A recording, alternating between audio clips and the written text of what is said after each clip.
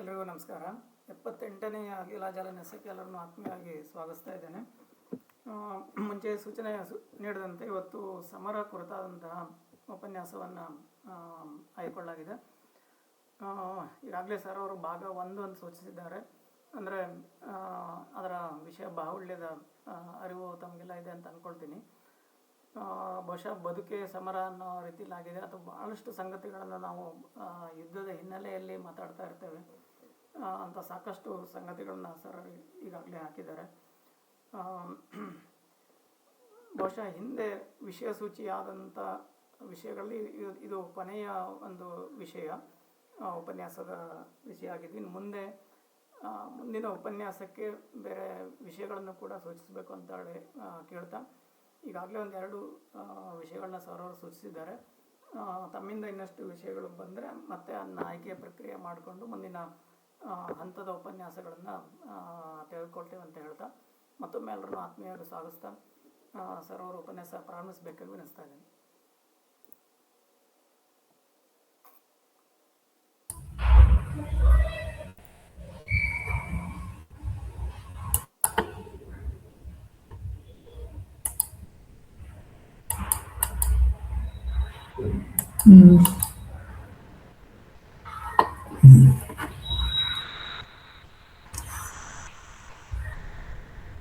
ಎಲ್ಲರಿಗೂ ಗೌರವಪೂರ್ವಕ ನಮಸ್ಕಾರ. ನೀವು ಮಾತನಾಡಿಸುತ್ತೀರಿ, ನಾನು ಮಾತನಾಡುತ್ತಾ ಇರುತ್ತೇನೆ ಅಂತ ನಿಮ್ಮೆಲ್ಲರನ್ನು ಕೃತಜ್ಞತೆಯಿಂದ ಸ್ಮರಿಸುತ್ತಾ, ಈ ದಿನ ಯುದ್ಧದ ಇತಿಹಾಸವನ್ನು ಕುರಿತಂತೆ ಕೆಲವು ಅಂಶಗಳನ್ನು ನಾನು ನಿಮ್ಮೊಂದಿಗೆ ಹಂಚ್ಕೊಳ್ಳೋದಕ್ಕೆ ಇಷ್ಟಪಡ್ತೇನೆ. ಇದಾದ ಮೇಲೆ ನಮ್ಮ ಸದಸ್ಯರಿಗೆ ಒಂದು ವಿಶೇಷ ಒಂದು ಇದಿದೆ. ನಾನು ಶಿರಸಿಯ ಪ್ರಥಮ ದರ್ಜೆ ಕಾಲೇಜಿನಲ್ಲಿ, ಗಣೇಶ್ ಹೆಗ್ಡೆ ಅವರ ಕಾಲೇಜಿನಲ್ಲಿ ಕೆಮಿಸ್ಟ್ರಿ ಆ್ಯಂಡ್ ವಾರ್ ಅಂತ ಮಾತಾಡಿದ್ದೆ, ರಸಾಯನಶಾಸ್ತ್ರ ಮತ್ತು ಯುದ್ಧ ಅಂತ. ಅದರ ಯೂಟ್ಯೂಬ್ ಲಿಂಕನ್ನು ಕೊನೆಯಲ್ಲಿ ನಿಮಗೆ ಒದಗಿಸಲಾಗುತ್ತೆ. ರಸಾಯನಶಾಸ್ತ್ರದಲ್ಲಿ ಆಸಕ್ತಿ ಇರೋರು ಅದನ್ನು ನೋಡ್ಬೋದು ಅಂತ ಹೇಳ್ತಾ ಈಗ ನನ್ನ ನಿರೂಪಣೆಯನ್ನು ಪ್ರಾರಂಭ ಮಾಡ್ತೇನೆ. ಯುದ್ಧ ಅನ್ನೋದನ್ನ ಬಗ್ಗೆ ಎಲ್ಲರ ವಿರೋಧ ಇದೆ, ಆದರೆ ಯುದ್ಧಕ್ಕೆ ಸಂಬಂಧಿಸಿದ ಪದಗಳ ಬಗ್ಗೆ ಎಲ್ಲರಿಗೂ ಪ್ರೀತಿ ಇದೆ. ನಾವು ಚುನಾವಣೆ ಆಗಲಿ, ಕ್ರೀಡೆ ಆಗಲಿ, ಎಲ್ಲಿ ಮಾತಾಡ್ಬೇಕಾದ್ರೂ ಸಮರ, ಕದನ, ತಲೆದಂಡ ಇವೆಲ್ಲ ಪದಗಳನ್ನ ನಾವು ಬಳಕೆ ಮಾಡ್ತಿರೋದ್ರಿಂದ ಕ್ರೌರ್ಯ ನಮ್ಮ ಒಳಗೆ ಅಂತರಂಗದಲ್ಲಿ ಇದ್ದೇ ಇದೆ. ಆ ಶಬ್ದಗಳೇ ಸೂಚಿಸುತ್ತೆ, ಆ ಶಬ್ದಗಳ ಮೇಲಿನ ವ್ಯಾಮೋಹನೆ ನಮಗೆ ಸೂಚಿಸುತ್ತೆ ಆ ಕ್ರೌರ್ಯ ಇದ್ದೇ ಇದೆ ಅಂತ. ಈ ಕ್ರೌರ್ಯ ಯಾಕಾರು ಇದೆ ಅನ್ನೋವಂಥ ಪ್ರಶ್ನೆಯೂ ಕೂಡ ತುಂಬಾ ಮುಖ್ಯ ಆಗುತ್ತೆ. ಯಾಕಿದೆ ಅಂದ್ರೆ, ಜೀವಿ ವೈವಿಧ್ಯ ಇದೆ, ವೈವಿಧ್ಯಮಯ ಜೀವಿಗಳು ಈ ಸೃಷ್ಟಿಯಲ್ಲಿ ಉಂಟಾಗಿದೆ. ಅವುಗಳ ಮಧ್ಯೆ ಒಂದು ಸಮಸ್ಥಿತಿ ಇರಬೇಕು, ಒಂದು ಈಕ್ವಿಲಿಬ್ರಿಯಂ ಇರಬೇಕಾಗುತ್ತೆ. ಆ ಸಮಸ್ಥಿತಿಯನ್ನ ನಿಸರ್ಗ ಹೇಗೆ ಸಾಧಿಸುತ್ತೆ ಅಂತಂದ್ರೆ, ಹೊಟ್ಟೆ ಹಸಿವು ಕೊಡುತ್ತೆ ಮೊದಲು, ಹೊಟ್ಟೆ ಹಸಿವು ಮತ್ತೆ ಕ್ರೌರ್ಯವಾಗುತ್ತೆ. ಆದ್ದರಿಂದ ಇಲ್ಲಿ ಕಾಡಿನಲ್ಲಿ ಸಿಂಹಗಳ ಸಂಖ್ಯೆ, ಜಿಂಕೆಗಳ ಸಂಖ್ಯೆ ಮತ್ತೆ ಹುಲ್ಲು ಎಲ್ಲವುದರ ಮಧ್ಯೆ ಒಂದು ಅನುಪಾತ ಇರಬೇಕಾದ್ರೆ ಒಂದು ಇನ್ನೊಂದನ್ನ ತಿನ್ನೋದ್ ಮೂಲಕನೇ ಆಗ್ಬೇಕು. ಆದ್ದರಿಂದ ಒಂದು ಕ್ರೌರ್ಯ, ವೈರ ಕೆಟ್ಟದ್ದು, ಹೊಟ್ಟೆ ನಿನ್ನಿಂದ ಕೆಟ್ಟೆ, ಹಸುವೆ ಕೆಟ್ಟದ್ದು ಅಂತ ನಾವು ಹೇಳ್ಬೋದು. ಅದು ಇರೋದ್ರಲ್ಲೇ ಜೀವಿ ವೈವಿಧ್ಯದ ಒಂದು ನಿರ್ವಹಣೆ ಸಾಧ್ಯ ಆಗಿದೆ ಪ್ರಕೃತಿಗೆ ಅನ್ನೋ ದೃಷ್ಟಿಯಿಂದ ಪ್ರಕೃತಿಯ ಒಂದು ಭಾಗ ಕ್ರೌರ್ಯ. ಆದ್ರಿಂದ it is natural, cruelty is natural, ಅದಂತೂ ನಿಜ. ಸಂಸ್ಕೃತ ಶ್ಲೋಕದಲ್ಲೂ ಕೂಡ ಜೀವೋ ಜೀವಸ್ಯ ಜೀವನಂ ಅಂತ ಹೇಳ್ತಾರೆ. ಒಂದು ಜೀವ ಇನ್ನೊಂದು ಜೀವವನ್ನು ಹಿಂಸೆ ಕೊಟ್ಟೇ ಬದುಕಬೇಕು ಅಂತ. ನಾವು ಸಸ್ಯಾಹಾರಿಗಳು, ನಾವು ಯಾವ ಪ್ರಾಣಿಗಳಿಗೂ ಹಿಂಸೆ ಕೊಡಲ್ಲ. ಅಂದ್ರೆ ನಾವು ತಿನ್ನೋ ತೊಗರಿ ಬೇಳೆನೋ ತೊಗರಿ ಗಿಡದ ಭ್ರೂಣನೇ ಅಲ್ವಾ, ಅದಕ್ಕೆ ತೊಂದರೆ ಕೊಡ್ತೀವಿ ನಾವು. ಅದು ಪ್ರಶ್ನೆ ಅದಲ್ಲ. ಉದಾತ್ತವಾಗಿ ಆಲೋಚನೆ ಮಾಡಿದ್ರೆ ಮಾತ್ರ ಇದು ಹೊಳೆಯುತ್ತೆ. ಒಂದು ಜೀವ ಇನ್ನೊಂದು ಜೀವವನ್ನು ನೋಯಿಸದೆ ಬದುಕಲು ಸಾಧ್ಯವೇ ಇಲ್ಲ. ಆದರೆ ಈ ಕ್ರೌರ್ಯ ಜಾಸ್ತಿ ಆಗೋದು ಯಾವಾಗ ಅಂದ್ರೆ, ಹಸಿವೆ ಜಾಸ್ತಿ ಆದಾಗ. ಹೋರಾಟದ ಪದವನ್ನ ಡಾರ್ವಿನ್ ಕೂಡ ಬಿಟ್ಟಿಲ್ಲ, ಬಳಸಿದಾನಂತ. ಏನಂತ? ಸ್ಟ್ರಗಲ್ ಫಾರ್ ಎಕ್ಸಿಸ್ಟೆನ್ಸ್ ಅಂತ, ಅಸ್ತಿತ್ವಕ್ಕಾಗಿ ಹೋರಾಟ ಅನ್ನೋ ಪದನ ಬಳಸಿದಾನೆ. ಅಂದಮೇಲೆ ಹೋರಾಟ ಅತ್ಯಂತ ಸಹಜವಾದದ್ದು. ಹೋರಾಟವೆಲ್ಲ ಸಮರ ಯುದ್ಧ ಅಲ್ಲ, ನನಗೂ ಗೊತ್ತದು. ಆದರೆ ಯುದ್ಧದ ಬೀಜ ಇರೋದೇ ಕ್ರೌರ್ಯದಲ್ಲಿ, ಹೋರಾಟದಲ್ಲಿ. ಇಷ್ಟಂತೂ ನಿಜ. ಆದಿಮಾನವನಿಂದ ಪ್ರಾರಂಭ ಮಾಡೋಣ. ಆದಿಮಾನವ ಏನ್ ಮಾಡ್ತಾ ಇದ್ದ ಅಂದ್ರೆ, ಅವನು ಜಗಳ ಮಾಡ್ತಾ ಇರ್ಲಿಲ್ವೇ ಹಾಗಾರೆ ಅನ್ನೋ ಪ್ರಶ್ನೆ ಹಾಕಿದ್ರೆ, ಅಲೆಮಾರಿಯಾಗಿದ್ದಾಗ, ನೊಮ್ಯಾಡ್ ಅಂತಾರಲ್ಲ, ನೊಮ್ಯಾಡಿಕ್ ಆಗಿದ್ದಾಗ ಆದಿಮಾನವ ಸುಮ್ಮನೆ ಜಗತ್ತನ್ನೆಲ್ಲ ಸುತ್ತಾ ಇದ್ದ, ತನ್ಗೇನ್ ಸಿಗತ್ತೆ ಅಂತ. ಆಗ ಜಗತ್ತು ವಿಶಾಲವಾಗಿತ್ತು, ಜನರು ಕಡಿಮೆ ಇದ್ರು. ಆದ್ದರಿಂದ ಒಬ್ರಿಗೊಬ್ರು ಕಚ್ಚಾಡುವ ಪರಿಸ್ಥಿತಿನೇ ಇರಲಿಲ್ಲ. ಆದ್ರೂ ಒಮ್ಮೊಮ್ಮೆ ಅಕಚ್ಚಾಡ್ಬೇಕಾದಂತ ಸಂದರ್ಭ ಬರೋತಿತ್ತು ಅಂತ ಇಟ್ಕೊಳ್ಳೋಣ. ಈಗ ಒಂದೇ ಮರದ ಹಣ್ಣಿಗೆ ಇಬ್ರು ಕೈ ಹಾಕಿದ್ರೆ ಅವಾಗ ಜಗಳ ಆಗುತ್ತೆ. ಆ ಜಗಳ ಆದದ್ದು ಕೂಡ ಬಹಳ ಕಾಲ ಉಳಿತಿರ್ಲಿಲ್ಲ. ಯಾಕೆ ಅಂದ್ರೆ ಮಾತಿಲ್ಲ, ಭಾಷೆ ಇರಲಿಲ್ಲ. ಅಲೆಮಾರಿ ಮನುಷ್ಯನ ಹತ್ರ ಭಾಷೆ ಇರಲಿಲ್ಲ. ಅವನು ಎಷ್ಟು ಕಾಲ ಅಂತ ಕೋಪ ನೆನ್ಪಿಟ್ಕೋತಾನೆ, ಅಲ್ಲಿ ಮರ್ತು ಬಿಡ್ತಾನೆ. ಆಮೇಲೆ ಹೊಟ್ಟೆ ತುಂಬಿಟ್ರೆ ಕೋಪ ಹೊರಟೋಗ್ಬಿಡುತ್ತೆ. ಯಾಕೆಂದ್ರೆ ಹೊಟ್ಟೆ ಹಸಿವಿನಿಂದ ಬಂದಿದ್ದ ಕೋಪ ಅದು. ಈ ಹೊಟ್ಟೆ ತುಂಬಿದ ಮೇಲೆ ಮುಗಿದೋಗುತ್ತೆ. DVGನೇ ಹೇಳ್ತಾರಲ್ಲ, ಹೊಟ್ಟೆ ತುಂಬಿದ ತೋಳ ಮಲಗೀತು, ನೀ ಪೆರರ ದಿಟ್ಟಿಸುತ್ತ ಕರುಬೆವೆಯ ಮಂಕುತಿಮ್ಮ ಅಂತ DVG ಹೇಳ್ತಾರೆ. ಆ ಹೊಟ್ಟೆ ತುಂಬುದೇ ಸಂತೃಪ್ತಿಯಾಗಿದ್ರೆ ಕೋಪ ಇಲ್ಲ, ಕೋಪ ಇದ್ರೆ ಅತೃಪ್ತಿ ಇದೆ ಅಂತಲೇ ಅರ್ಥ. ಹೀಗಿರುವಾಗ ಈ ಆದಿಮಾನವ ಕಲಹ ಮಾಡ್ತಿದ್ನೇ ಹೊರತು ಆ ಕಲಹವನ್ನ ನೆನಪಿಟ್ಕೋತಾ ಇರಲಿಲ್ಲ. ಅಂದ್ರೆ ಏನಾಯ್ತು, ಆಕ್ರೋಶ ಸೇಡು ಆಗ್ತಾ ಇರಲಿಲ್ಲ ಆದಿಮಾನವನಲ್ಲಿ. ಹಾಗಾಗಿ ಸೇಡೇ ಆಗದಿದ್ಮೇಲೆ ಯುದ್ಧ ಆಗೋದಕ್ಕೆ ಸಾಧ್ಯವೇ ಇಲ್ಲ. ಆ ದೃಷ್ಟಿಯಿಂದ ಅಲ್ಲಿ ಕಲಹಗಳಾಗ್ತಿತ್ತು. ಆ ಕಲಹ ವಿಸ್ತಾರ ಆಗ್ತಿರ್ಲಿಲ್ಲ. ಕಾಲಕ್ರಮೇಣದಲ್ಲಿ ಹೊಟ್ಟೆ ಅಗತ್ಯ ಪೂರೈಕೆ ಆದ್ಮೇಲೆ ಮರ್ತು ಹೋಗ್ತಿತ್ತು. ಈಗ ನಾವು ಅಷ್ಟೇ ಕೆಲವು ಸಾರಿ ಜಗಳಕ್ಕಾದನ್ನು ಮರಿತೀವಿ. ಆದ್ರೆ ಜಗಳಗಳು ಜಾಸ್ತಿ ಆಗ್ಬಿಟ್ಟಿದೆ. ಯಾಕೆ ಜಾಸ್ತಿ ಆಗಿದೆ ಅನ್ನೋದು ಆಮೇಲೆ ನೋಡೋಣ. ಇದು ಆದಿಮಾನವನಾದ ಮೇಲೆ ಒಂದು ಕಡೆ ಮನುಷ್ಯ ನೆಲೆಸೋದಕ್ಕೆ ಪ್ರಾರಂಭ ಮಾಡ್ದ. ಆಗ ನೋಡಿ ಈ ಕಲಹ ಸೇಡು ಎಲ್ಲ ಜಾಸ್ತಿ ಆಗಕ್ಕೆ ಶುರುವಾಯ್ತು. ಯಾಕೆ ಅನ್ನೋದಕ್ಕೆ ಈಗಾಗಲೇ ನಾನು ಒಂದು ಕಾರಣ ಹೇಳಿದ್ದೆ. ಏನು, ಭಾಷೆ ಇರಲಿಲ್ಲ ಮನುಷ್ಯನಿಗೆ. ಭಾಷೆಯಾಗಿ ನೆನ್ಪಿಟ್ಕೊಳ್ಳೋದು ಮನುಷ್ಯನಿಗೆ ಕಷ್ಟ ಇರ್ತಿತ್ತು ಆದಿಮಾನವನಿಗೆ. ಯಾವಾಗ ನಮ್ಮ ಕೈ ಭಾಷೆ ಸಿಕ್ತೋ ಆಗ ಏನಾಯ್ತು, ಆ ಭಾಷೆಗೆ ಅನುವಾದ ಮಾಡಿಕೊಂಡು ಅಸಮಾಧಾನವನ್ನ ತುಂಬಿಟ್ಕೊಂಡು ಅದು ಸೇಡಾಗುವ ಅವಕಾಶ ಬಂದೊದಗಿದ್ದು ಮಾತು ಬಂದಿದ್ರಿಂದ. ಮಾತು ಯಾವಾಗ ಬಂತು ಮನುಷ್ಯನ್ಗೆ? ಇನ್ನೊಬ್ಬರ ಜೊತೆ ಸಂವಹನ ಮಾಡ್ಬೇಕಾಗಿ ಬಂದಿರೋದ್ರಿಂದ. ಇನ್ನೊಬ್ಬರ ಜೊತೆ ಸಂವಹನ ಮಾಡೋದು ಯಾವಾಗ ಬಂತು? ಸಾಮೂಹಿಕವಾಗಿ ನೆಲೆಸಿದ್ರಿಂದ. ಆದ್ದರಿಂದ ಸಾಮೂಹಿಕವಾಗಿ ನೆಲೆಸಿದ್ದರಿಂದ ಮನುಷ್ಯನಿಗೆ ಭಾಷೆ ಬಂತು, ಕೋಪ ಬಂತು, ಆ ಸೇಡು ಬಂತು. ಎಲ್ಲವೂ ಆ ಒಂದು ಕಡೆ ನೆಲೆಸೋದಕ್ಕೆ ಪ್ರಾರಂಭ ಮಾಡಿದ ಮೇಲೆ ಬಂದವಂಥವು ಅನ್ನುವಂಥದ್ದನ್ನ ನಾವು ನೆನ್ಪಿಟ್ಕೋಬೇಕು.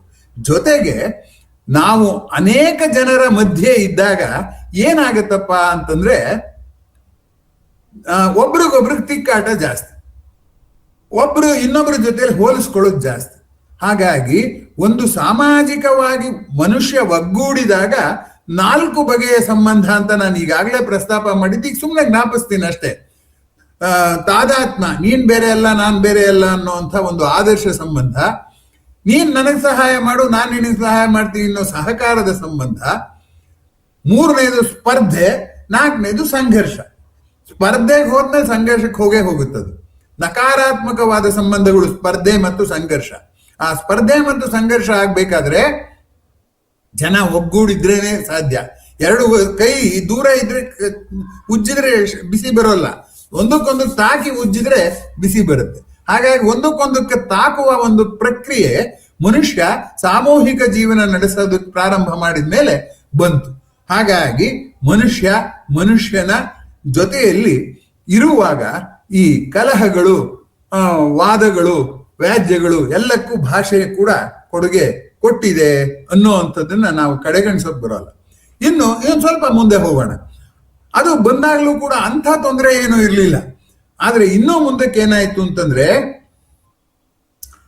ಒಟ್ಟು ಬಾಳ್ತಿದ್ದಾಗ 2 ಪ್ರದೇಶಗಳಿದೆ, ಇಲ್ಲೊಂದು ಗುಂಪಿದೆ ಇಲ್ಲೊಂದು ಗುಂಪಿದೆ ಅಂತ ಇಟ್ಕೊಳ್ಳೋಣ. ಈ 2 ಗುಂಪುಗಳ ಮಧ್ಯೆ ಕೂಡ ವಿನಿಮಯ ಆದಾಗ ಅಲ್ಲಿ ಕೂಡ ಕಲಹ ಆಗೋದಕ್ಕೆ ಅವಕಾಶ ಇದೆ. ಹಾಗಾಗಿ ಒಬ್ಬ ಮನುಷ್ಯ ತನ್ನ ಹಿತಾಸಕ್ತಿಯನ್ನು ನೋಡುವುದರ ಜೊತೆಗೆ ತನ್ನ ಗುಂಪಿನ ಜೊತೆಯಲ್ಲಿ ತನ್ನನ್ನು ಗುರುತಿಸಿಕೊಂಡು collective identity and individual identity ಅಂತ ಅನ್ನೋಣ. ಅಂದ್ರೆ ಸಾಮೂಹಿಕ ಚಹರೆ, ವೈಯಕ್ತಿಕ ಚಹರೆ ಎರಡೂ ಮಾಡ್ಕೊಳ್ಳೋದಕ್ಕೆ ಪ್ರಾರಂಭ ಮಾಡ್ದ. ಆಗ ಇನ್ನೂ ಕಲಹಕ್ಕೆ ಒಂದು ಹೊಸ ಆಯಾಮ ಬಂತು. ಏನದು? ನಮಗೆ ಸಾಮಾನ್ಯವಾಗಿ ಏನನ್ಸತ್ತೆ, ಜಗಳ ಕಾಯಕ್ಕೆ ಇಬ್ರು ಬೇಕು ಅನ್ಸತ್ತೆ. ಇಲ್ಲ, ಒಬ್ಬನಲ್ಲೇ ಬರ್ಬೋದು. ಈಗ ನೋಡಿ, ನಾನು ಈ ಗುಂಪಿನ ಸದಸ್ಯನಾಗಿ ನನ್ನ ಸ್ವಾರ್ಥವನ್ನ ಮೆರೆಯಬಾರದು ಅನ್ನೋದು ಒಂದ್ ಕಡೆ ಆದರ್ಶ, ಅದು ಸಾಮೂಹಿಕ ಆದರ್ಶ.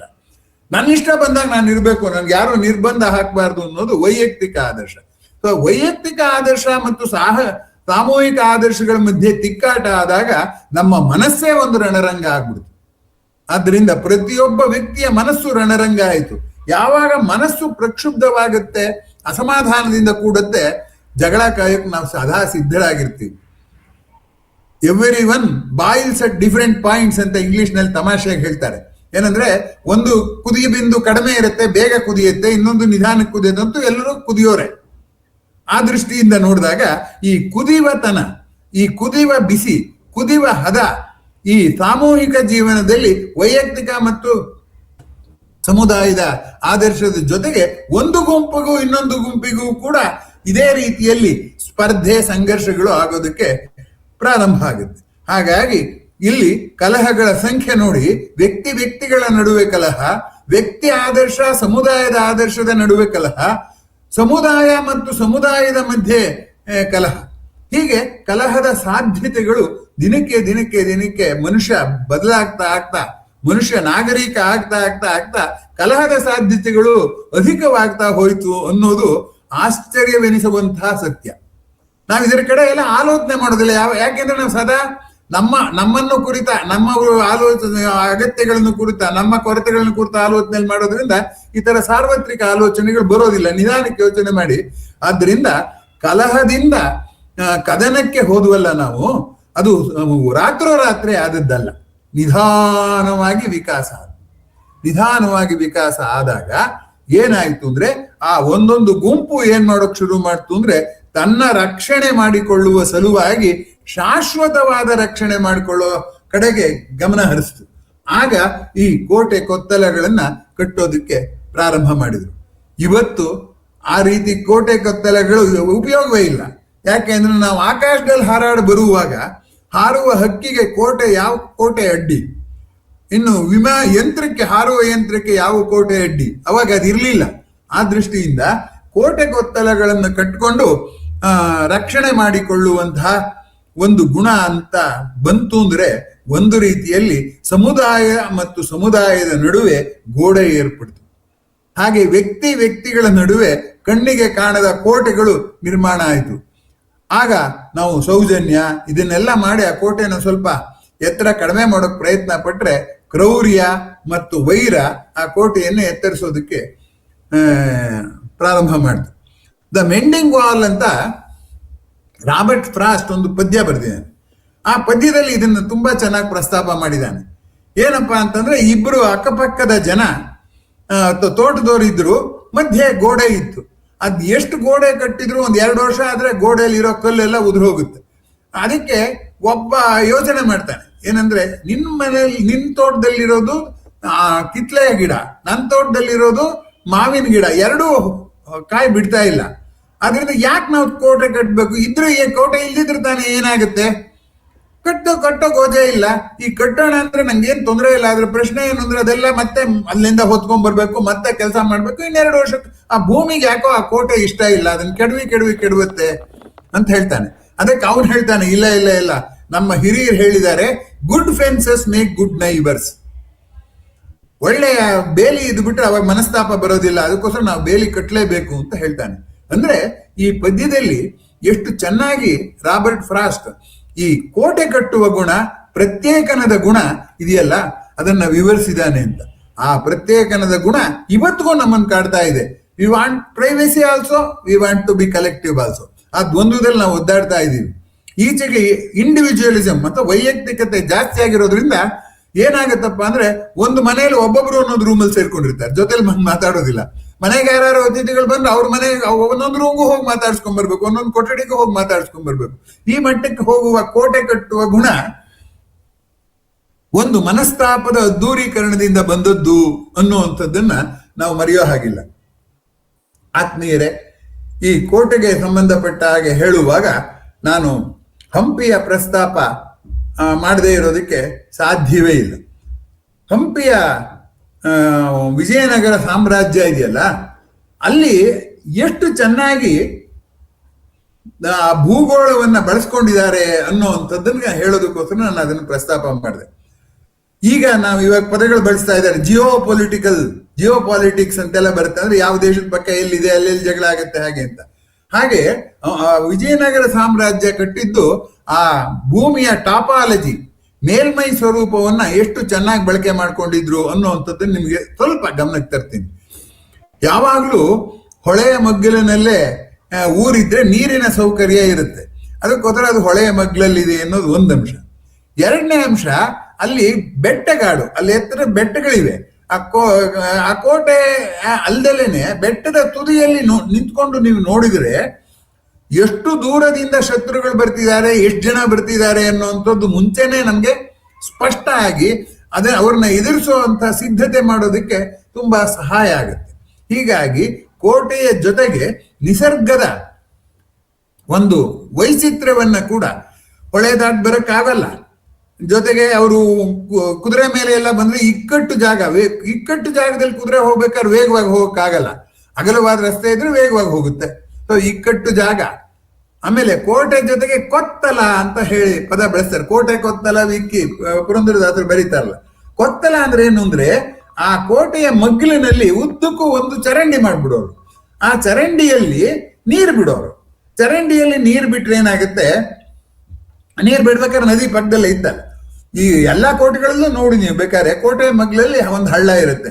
ಈ ಬಿಜಾಪುರದ ಕೋಟೆ ಬೇಕಾದ್ರೂ ನೋಡಿ, ರಾಯಚೂರಿನ ಕೋಟೆ ಬೇಕಾದ್ರೆ ಆಗಿರುತ್ತಿತ್ತು. ಅಂದ್ರೆ ಏನಂತ, ಆ ನೀರನ್ನ ದಾಟ್ಕೊಂಡು ಬರ್ಬೇಕಲ್ಲ, ಕುದುರೆಯನ್ನು ತಗೊಂಡು ಇದಕ್ಕೆ ಕೋಟೆ ಮಗ್ಲಲ್ಲಿರೋ ಚರಂಡಿನ ದಾಟಿದ್ರಲ್ಲಿ ಜಾಗವಿಲ್ಲ ಅಲ್ಲಿ.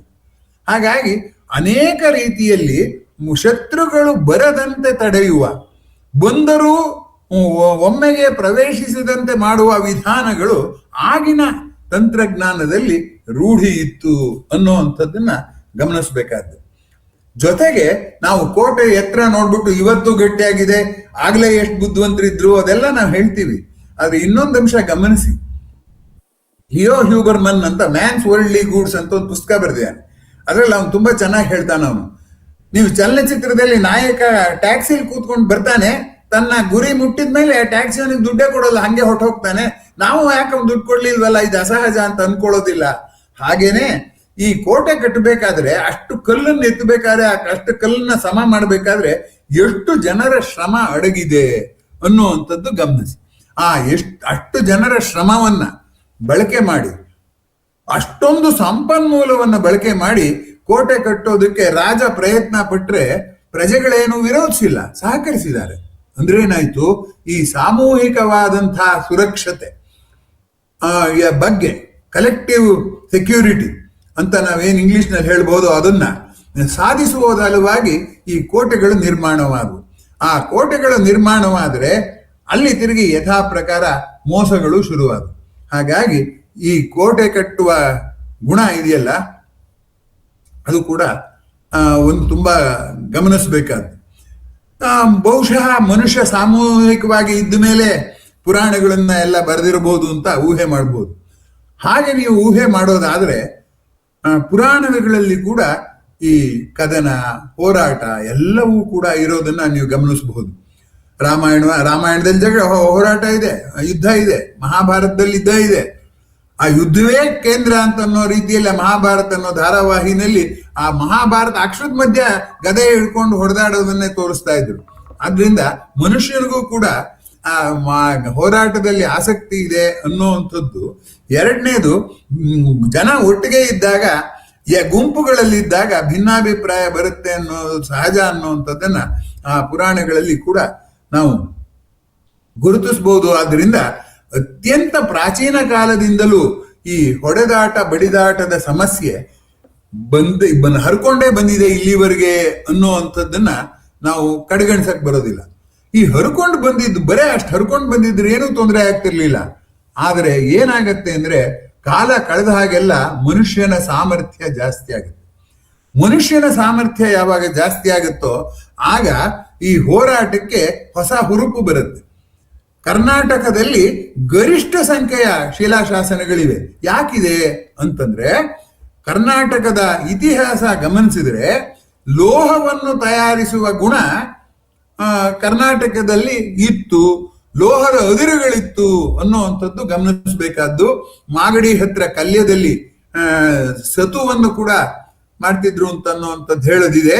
ಒಂದು ಕರ್ನಾಟಕದ ಒಂದು ಇದನ್ನ ಭೂವಿಜ್ಞಾನದ ಭೂಪಟ ಇಟ್ಕೊಂಡು ಎಲ್ಲೆಲ್ಲಿ ಅದುರು ಸಿಗ್ತಾ ಇತ್ತೋ ಅದಕ್ಕೆ ತಕ್ಕ ಹಾಗೆ ಅಲ್ಲಿಯ ಸಂಸ್ಕೃತಿ ಬೆಳೀತಾ ಹೋಯ್ತು ಅಂತಾಗಿ, ಆಯುಧ ಇದ್ದರೆ ಮನುಷ್ಯನ ಪೌರುಷಕ್ಕೆ ಅಡಿಗೆರೆ ಬೀಳುತ್ತೆ. ಹೀಗಾಗಿ ಹೊಸ ಹೊಸ ಆಯುಧಗಳು ಸೃಷ್ಟಿಯಾದ ಹಾಗೆಲ್ಲ ಯುದ್ಧ ಕೂಡ ಇನ್ನೂ ಹೆಚ್ಚು ಹೆಚ್ಚು ರೋಚಕವಾಗೋದಕ್ಕೆ ಪ್ರಾರಂಭ ಆಯಿತು. ಕೈಯಲ್ಲಿ ಹಿಡಿದು ಗುದ್ದಿ ಕೊಲ್ಲೋದು ಎಷ್ಟು ಕಷ್ಟ. ಒಂದು ಕತ್ತಿ ಇದ್ರೆ ಎರಡು ಅನುಕೂಲ ಇದೆ, ಬೇಗ ಸಾಯಿಸಬಹುದು ಅನ್ನೋದು ಒಂದು. ಎರಡನೇದು, ಆ ಕತ್ತಿಗೂ ಸಾಯುವ ವ್ಯಕ್ತಿಗೂ ಸಾಯಿಸುವ ವ್ಯಕ್ತಿಗೂ ಮಧ್ಯೆ ಒಂದಷ್ಟು ದೂರ ಕೂಡ ಇರಕ್ ಸಾಧ್ಯ, ಒಂದು ಕತ್ತಿಯಷ್ಟು ದೂರ ಇರಕ್ ಸಾಧ್ಯ. ಈ ದೂರ ನಿರ್ವಹಣೆ ಮತ್ತು ದೂರದಿಂದ ಸಾಯಿಸುವ ಸಾಮರ್ಥ್ಯ ಇದೆಯಲ್ಲ, ಈ ಸಾಮರ್ಥ್ಯ ಬಂದದ್ರಿಂದ ಏನು ಯುದ್ಧಕ್ಕೆ ಹೊಸ ರಂಗು ಬಂತು. ಹಾಗೇನೆ ಮನುಷ್ಯ ಪ್ರಾಣಿಗಳನ್ನ ಬೇಟೆ ಆಡ್ಬೇಕಾದ್ರೆ ಕಲ್ಲಿನಿಂದ ಚೂಪಾದ ಕಲ್ಲನ್ನ ತಯಾರಿಸಿ ಆ ಕಲ್ಲನ್ನು ಹೊಡೆದು ಸಾಯಿಸ್ತಾ ಇದ್ದ. ಆದಿಮಾನವನ ಒಂದು ಗುಹೆಯಲ್ಲಿ ಒಂದು ಆ ಪ್ರಾಣಿಯ ಚಿತ್ರ ಬರೆದು ಅಲ್ಲಿ ಒಂದು ಬಾಣದ ಗುರುತಿದೆ, ಇಲ್ಲಿಗೆ ಹೊಡೆದ್ರೆ ಪ್ರಾಣಿ ಬೇಗ ಸಾಯುತ್ತೆ, ಯಾಕೆಂದ್ರೆ ಅದು ಆ ಪ್ರಾಣಿಯ ಹೃದಯಕ್ಕೆ ಸಮೀಪವಾಗಿರುತ್ತೆ ಅಂತ. ಆ ರೀತಿಯಾಗಿ ಕಲ್ಲನ್ನು ಹೊಡೆದಿದ್ರಿಂದಲೋ ಏನೋ ಈ ಬಿಲ್ಲು ಬಾಣದ ಆ ಒಂದು ಆಯುಧಗಳು ಕೂಡ ಬಂದ್ವು. ಬಿಲ್ಲು ಬಾಣದ ಆಯುಧಗಳ ವಿಶೇಷ ಏನಪ್ಪಾ ಅಂತಂದ್ರೆ, ಅವು ತುಂಬಾ ದೂರದಿಂದಲೇ ಪ್ರಾಣಿಗಳನ್ನ ಕೊಲ್ಲುವ ಒಂದು ಅವಕಾಶ ಇದೆ. ಅವು ಬಂದು ನಮ್ಮನ್ನು ದಾಳಿ ಮಾಡೋಕ್ ಮುಂಚೆನೆ ನಾವು ಅವುಗಳನ್ನ ದಾಳಿ ಮಾಡೋದಕ್ಕೆ ಶುರು ಮಾಡಿದ್ವಿ. ಹೀಗೆ ಆಯುಧಗಳು ಮನುಷ್ಯ ಬೆಳೆಸ್ಕೊಂಡ, ಪ್ರಾಣಿಗಳು ಬೆಳೆಸ್ಕೊಳ್ಳಕ್ ಆಗ್ಲಿಲ್ಲ. ಆ ದೃಷ್ಟಿಯಿಂದ ಯಾವುದನ್ನ ಮನುಷ್ಯ ಪ್ರಾಣಿ ಎಲ್ಲಿ ಸಾಯಿಸಿಬಿಡುತ್ತೋ ಅಂತನ್ನೋ ಬೇಟೆಗೆ ಹೋಗಿದ್ನೋ ಆ ಮನುಷ್ಯ ಈಗ ಬೇಟೆಯನ್ನ ಆಟವಾಗಿಸ್ಕೊಂಡ್ಬಿಟ್ಟ. ಬೇಟೆ ಅನ್ನೋದಕ್ಕೆ ಹಳೆಗನ್ನಡ ಕಾವ್ಯಗಳಲ್ಲಿ, ಸಂಸ್ಕೃತದ ಬರವಣಿಗೆಗಳಲ್ಲಿ ಮೃಗಯಾ ವಿನೋದ ಅಂತ ಕರೀತಾರೆ. ಮೃಗಯಾ ವಿನೋದ ಅಂದ್ರೆ ಮೃಗಗಳನ್ನು ಸಾಯಿಸುವ ಆಟ. ಇಲ್ಲಿ ಗಮನಿಸಿ, ಆ ಕ್ರೌರ್ಯವನ್ನ, ಮನುಷ್ಯನಲ್ಲಿದ್ದ ಕ್ರೌರ್ಯವನ್ನ ಆಯುಧಗಳು ಕೆಣಕಿದುವು. ಇದು ಗಮನಿಸಬೇಕಾದಂತ ಸಂಗತಿ. ತಮಾಷೆಗೆ ಹೇಳ್ತಾರೆ, ಯಾರ ಕೈಲಿ ಸುತ್ತಿಗೆ ಇರುತ್ತೋ ಅವ್ನು ಯಾವ ಮಳೆ ಹೊಡಿಲಿ ಅಂತ ನೋಡ್ತಾ ಇರ್ತಾನಂತ. ಅವ್ನ ಕೈಲಿ ಸುತ್ತಿಗೆ ಇದೆಯಲ್ಲ, ತುಂಬಿರಕ್ಕಾಗಲ್ಲ, ಯಾವ ಮಳೆಗೆ ಹೊಡಿಲಿ ಅಂತ ಯೋಚನೆ ಮಾಡ್ತಾನೆ ಅಂತ. ಹೀಗಾಗಿ ಮನುಷ್ಯನ ಸಾಮರ್ಥ್ಯಕ್ಕೆ ವರ್ಧನೆ ಕೊಟ್ಟು, ಮನುಷ್ಯನ ಹುಚ್ಚಾಟಕ್ಕೆ ಬೆಂಬಲ ಕೊಟ್ಟದ್ದು ಈ ಆಯುಧಗಳು.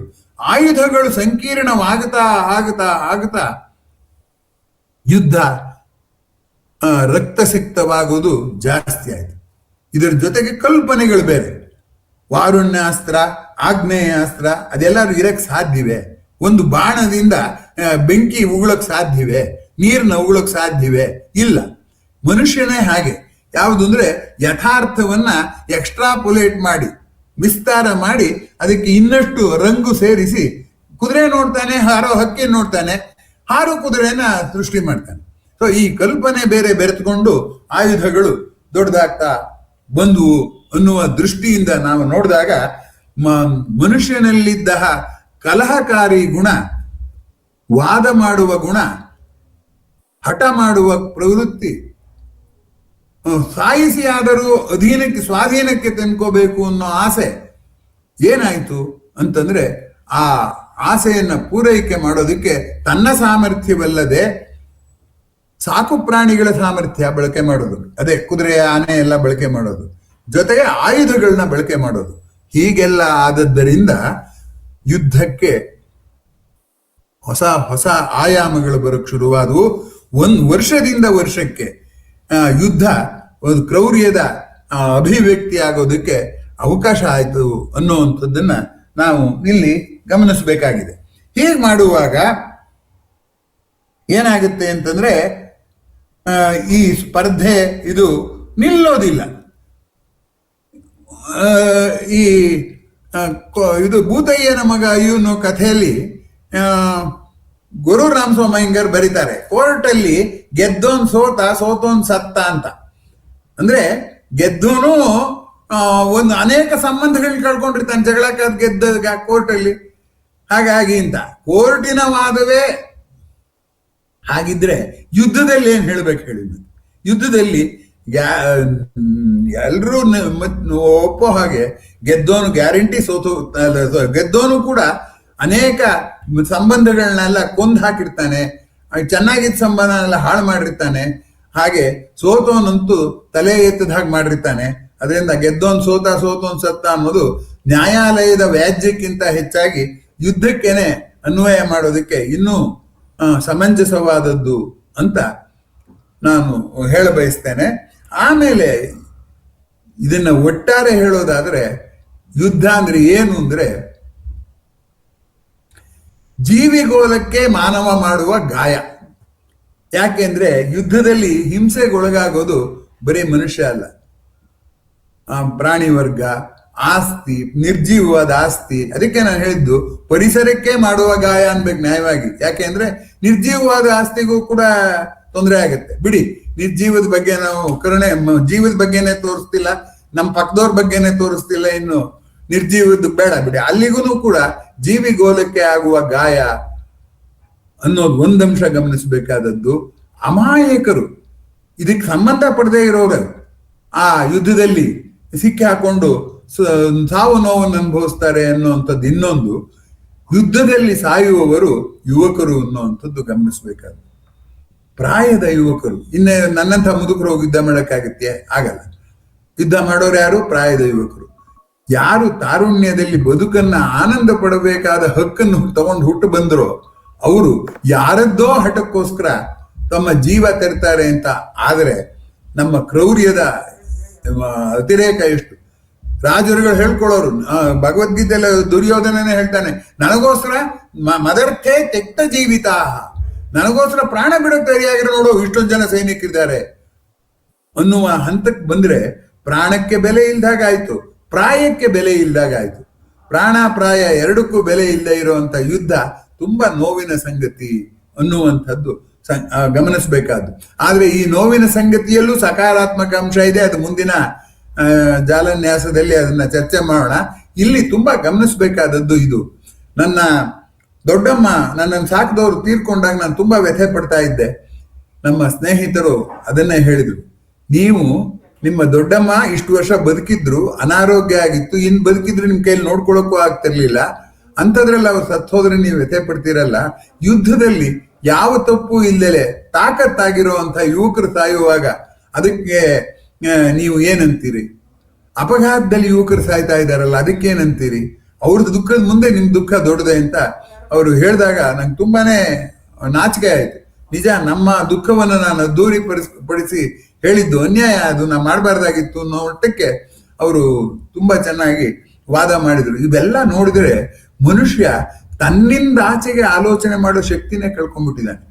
ಸದಾ ತನ್ನ ದುಃಖ, ತನ್ನ ಕೊರತೆ, ತನ್ನ ನೋವು, ತಾನು ಇನ್ನೊಬ್ರಿಗೆ ಹಂಗಿನಲ್ಲಿ ಸಿಕ್ಕಾಕೊಂಡಿರೋದು, ಇದೇ ಆಲೋಚನೆ, ಈ ಸುಳಿನೇ ಆಲೋಚನೆ ಆಗ್ಬಿಟ್ಟು ಸಾವಿನ ಆಚೆಗಿನ ಚಿಂತನೆ ಮಾಡುವ ದಾರ್ಶನಿಕತೆ ಬೇಡ, ತನ್ನಿಂದ ಆಚೆಗೆ ಚಿಂತನೆ ಮಾಡುವಂತ ಒಂದು ತಾಕತ್ತನ್ನಾರು ಮನುಷ್ಯ ಬೆಳೆಸ್ಕೋಬೇಕಾಗಿತ್ತಲ್ವೇ? ಬೆಳೆಸ್ಕೊಂಡಿಲ್ಲ. ಅದು ಏನಾಗ್ತಾ ಇದೆ ಅಂದ್ರೆ ಅದು ಮತ್ತಷ್ಟು ಮನುಷ್ಯನನ್ನ ಸಂಕುಚಿತಗೊಳಿಸ್ಬಿಟ್ಟು ನನಗೆ ಯಾರ ಬಗ್ಗೆಯೂ ಸಹಾನುಭೂತಿ ಇಲ್ಲ, ಸುಮ್ಮನೆ ಹೇಳ್ತೀನಿ, ಬಾಯಲ್ಲಿ ಮಾತಲ್ಲಿ ಹೇಳ್ತೀನಿ ಅಷ್ಟೇ ಹೊರತು ಅದು ಕೃತಿಲಿ ಬರೋದೇ ಇಲ್ಲ. ಹೀಗಾಗಿ ಮನುಷ್ಯನ ಸಂಕುಚಿತ ಭಾವನೆ ಈ ಕ್ರೌರ್ಯಕ್ಕೆ ದಾರಿಯಾಗತ್ತೆ. ಕ್ರೌರ್ಯ ಆಯುಧ ಹೇಗೆ ಯುದ್ಧದ ಕ್ರೌರ್ಯವನ್ನು ಹೆಚ್ಚಿಸ್ತೋ ಹಾಗೆ ಮನುಷ್ಯನ ಸಂಕುಚಿತ ಭಾವನೆಯೂ ಕೂಡ ತನ್ನನ್ನು ತನ್ನ ಹಾಗೆ ಇತರರು ಅಂತ ಆಲೋಚನೆ ಮಾಡುವಂತಹ ಗುಣ ಯಾವಾಗ ಕಳ್ಕೊಂಡು ಸ್ವ ಅನುಕಂಪ, ತನ್ನ ಬಗ್ಗೆ ಕನಿಕರ, ತನ್ನ ಕಷ್ಟವೇ ದೊಡ್ಡದು ಅನ್ನುವ ರೀತಿಯಲ್ಲಿ ಆಲೋಚನೆ ಮಾಡುವಂಥದ್ದು ಈ ಯುದ್ಧದ ಒಂದು ತುಂಬಾ ದೊಡ್ಡ ವಿಕಾರ ಅಂತ ನಾನು ಭಾವಿಸ್ಕೊಂಡಿದ್ದೀನಿ. ಎರಡನೇದು ಅಂತಿಲ್ಲ, ಇನ್ನು ಮುಂದಿನ ಈಗಾಗಲೇ ಎಷ್ಟೋ ವಿಕಾರಗಳು ಹೇಳಿದೆ. ಯುದ್ಧದ ವಿಕಾರಗಳ ಬಗ್ಗೆನೇ ನಾನು ಮಾತಾಡ್ತಾ ಇದ್ದೀನಿ. ಯುದ್ಧದ ಬಗ್ಗೆ ನಿರ್ಧಾರ ಮಾಡೋರು ಇಬ್ರು, ಪ್ರಾಣ ಬಿಡೋರು ಎಷ್ಟು ಜನ? ಇದು ತುಂಬಾ ಗಮನಿಸಬೇಕಾದ್ದು. ಎರಡು ದೇಶಗಳ ಮಧ್ಯೆ ಯುದ್ಧ ಆಯ್ತು ಅಂತ ಇಟ್ಕೊಳ್ಳೋಣ. ಯುದ್ಧ ಮಾಡಬೇಕು, ಏನೇ ಆಗ್ಲಿ ನಾವೇ ಗೆಲ್ಬೇಕು ಅನ್ನೋ ಛಲ ಇದೆಯಲ್ಲ, ಆ ಛಲ ಪಟ್ಟೋರು ಯಾರು? ಇಬ್ರು, ಎರಡು ದೇಶದ ಮುಖ್ಯಸ್ಥರು. ಅವರು ಸುರಕ್ಷಿತವಾಗಿರ್ತಾರೆ. ಯಾರು ಅವರ ಪರವಾಗಿ ಎಷ್ಟು ಜನ ಪ್ರಾಣ ಕೊಟ್ಟರು ಕೂಡ ಅವ್ರಿಗೇನು ಅನ್ಸಲ್ಲ. ಹಿಟ್ಲರ್ ತನ್ನ ಸೈನ್ಯವನ್ನ ಹೇಳ್ತಿದ್ದಂತೆ ಕ್ಯಾನನ್ ಫಾಡರ್ ಅಂತ, ಅಂದ್ರೆ ಒಂದು ತುಪಾಕಿಗೆ ಮೇವು, ಫಿರಂಗಿ, ತುಪಾಕಿ ಅಲ್ಲ, ತುಪಾಕಿ ಅಂದ್ರೆ ಬಂದೂಕ, ಫಿರಂಗಿಗೆ ಮೇವು ಅಂತ ಹೇಳ್ತಿದ್ದಂತೆ. ಅಂದ್ರೆ ಮನುಷ್ಯ ಜೀವನ ನಗಣ್ಯವಾಗ್ಬಿಡ್ತು. ಯಾರದ್ದೋ ಕೋಪಕ್ಕೆ ಇನ್ಯಾರೋ ಬಲಿಯಾಗುವಂಥದ್ದು. ಅವ್ರವ್ರು ಮಾಡಿದ ಪಾಪ ಅವ್ರವ್ರು ಅನುಭವಿಸ್ತಾರೆ ಅಂತಲ್ಲ, ಯಾರೋ ಮಾಡಿದ ಪಾಪ ಎಷ್ಟೋ ಜನ ಅನುಭವಿಸ್ತಾರೆ ಅನ್ನುವ ಒಂದು ಸಂಗತಿ. ಆ ಅನುಭವಿಸ್ತಾರೆ ಅನ್ನೋಂಥ ದುಃಖನೂ ಕೂಡ ಅರ್ಥವಿಲ್ಲದ್ದು. ಇದು ಅನುಭವಿಸದಲ್ಲೇ ಬೇರೆ ದಾರಿ ಇಲ್ಲ. ಯಾಕೆ ಅಂದ್ರೆ ನಾವು ಆಸೆ ದ್ವೇಷಗಳನ್ನ ಅಷ್ಟರ ಮಟ್ಟಿಗೆ ಬೆಳೆಸ್ಕೊಂಡಿದ್ದೀವಿ ಅಂತ ಕೃಷ್ಣ ಯುದ್ಧವನ್ನೇ ಸಮರ್ಥಿಸುವಂಥದ್ದು ಅದು ಬೇರೆ ಇದೆ. ಅದು ದಾರ್ಶನಿಕ ಅಂಶಕ್ಕೆ ಹೋದಾಗ ನಾನು ಅದನ್ನು ವಿಸ್ತಾರವಾಗಿ ಹೇಳ್ತೀನಿ. ಕೃಷ್ಣ ಕೂಡ ಯುದ್ಧ ಮಾಡು ಅಂತ ಹೇಳಿದ್ನಲ್ಲ, ಮನುಷ್ಯನನ್ನ ಕಡೆಗಣಿಸಿ ಯಾಕೆ ಹೇಳ್ದ ಅನ್ನುವಂಥ ಪ್ರಶ್ನೆ, ಅದು ಆಮೇಲೆ ಹೋಗೋಣ, ಬೇಡ ಈಗ. ಆದ್ರೆ ಯುದ್ಧದಲ್ಲಿ ಈ ರೀತಿಯಾಗಿ ಯಾರೋ ಮಾಡಿದ್ದಕ್ಕೆ ಇನ್ಯಾರೋ ಅನುಭವಿಸೋದು, ಇನ್ಯಾರೋ ಮಾಡಿದ್ದನ್ನ ಬೇಗ ಮರ್ತು ಬಿಡೋದು. ಈಗ ನೋಡಿ, ನಾವು ಸುರಕ್ಷಿತವಾಗಿದ್ದೀವಿ, ಪೆಟ್ರೋಲ್ ಬೆಲೆ ಜಾಸ್ತಿ ಆಯ್ತು ಅಂತ ಗಲಾಟೆ ಮಾಡ್ತೀವಿ ಹೊರತು, ನಾವು ಸುರಕ್ಷಿತವಾಗಿರೋಕ್ಕೋಸ್ಕರ ಸೈನಿಕರೇ ನಮಗೋಸ್ಕರ ತ್ಯಾಗ ಮಾಡ್ತಿರೋದಾಗ್ಲಿ, ನಿರಂತರವಾಗಿ ಎಚ್ಚರದಿಂದ ಗಡಿ ಕಾಯ್ತಿರೋದಾಗ್ಲಿ ಎಷ್ಟು ಆಶ್ಚರ್ಯವಾಗಿ ಕಾಣ್ತಾ ಇದೆ ಅನ್ನುವಂಥದ್ದು ಗಮನಿಸಿ. ಇನ್ನೂ ಒಂದು ಆಶ್ಚರ್ಯ ಗಮನಿಸಿ, ಈಗಲೂ ನಾವು ಗಡಿಯನ್ನ ಕಾಯ್ತಾ ಇದ್ದೀವಿ. ಯಾಕೆಂದ್ರೆ ಮೇಲಿಂದ ಬರಕ್ ಸಾಧ್ಯ, ಆದ್ರೂ ಕೂಡ ಗಡಿ, ಈ ಕೋಟೆ ಅದೆಲ್ಲ ಇವಾಗ ಅರ್ಥವಿಲ್ಲ ಅಂತ ನಾನು ಈಗ ಸ್ವಲ್ಪ ಹೊತ್ತು ಮುಂಚೆ ಹೇಳಿದೆ. ಹಾರುವ ಹಕ್ಕಿಗೆ ಕೋಟೆ ಏನದು ಮೇಲಿಂದ ಬರುತ್ತೆ ಅಂತ. ಈಗ ಅಷ್ಟೆಲ್ಲ ವಿಮಾನ ಇದ್ರು ಈಗಲೂ ಗಡಿನೂ ಕಾಯ್ಲೇಬೇಕಾಗತ್ತೆ ಅನ್ನುವಂಥದ್ದನ್ನ ಗಮನಿಸ್ಬೇಕಾಗುತ್ತೆ. ಯಾಕೆ ಹಾಗೆ? ಅದು ಒಂದು ಕುತೂಹಲ. ನನ್ನ ಪ್ರಕಾರ ನಾವು ಯಾವ್ದಾದ್ರು ಒಂದು ವಿಷಯನ ಆಳುವಾಗ ಆಲೋಚನೆ ಮಾಡ್ಬೇಕಾದ್ರೆ ನಮಗೆ ಕುತೂಹಲದ ಪ್ರಶ್ನೆಗಳು ಹೇಳ್ಬೇಕು. ಯಾಕೆ ಇದು ಇವತ್ತಿಗೂ ಸಾಧ್ಯ ಆಗಿದೆ ಅಂತಂದ್ರೆ, ವಿಮಾನದಿಂದ ಹಾರಿ ಇಲ್ಲಿ ಬಂದು ಯುದ್ಧ ಸಾಯಿಸ್ಬಿಟ್ಟು ಹೋಗ್ಬೋದೇ ಹೊರತು ಈ ಜಾಗವನ್ನ ಅವರು ಅಲ್ಲಿಂದ ಹೆಚ್ಚು ಸಂಖ್ಯೆಯಲ್ಲಿ ಬಂದು ಆಕ್ಯುಪೈ ಮಾಡ್ಕೊಳ್ಳೋಕಾಗಲ್ಲ ಅಂತ, ಅಥವಾ ವಶಪಡಿಸ್ಕೊಳ್ಳೋಕ್ ಆಗೋದಿಲ್ಲ.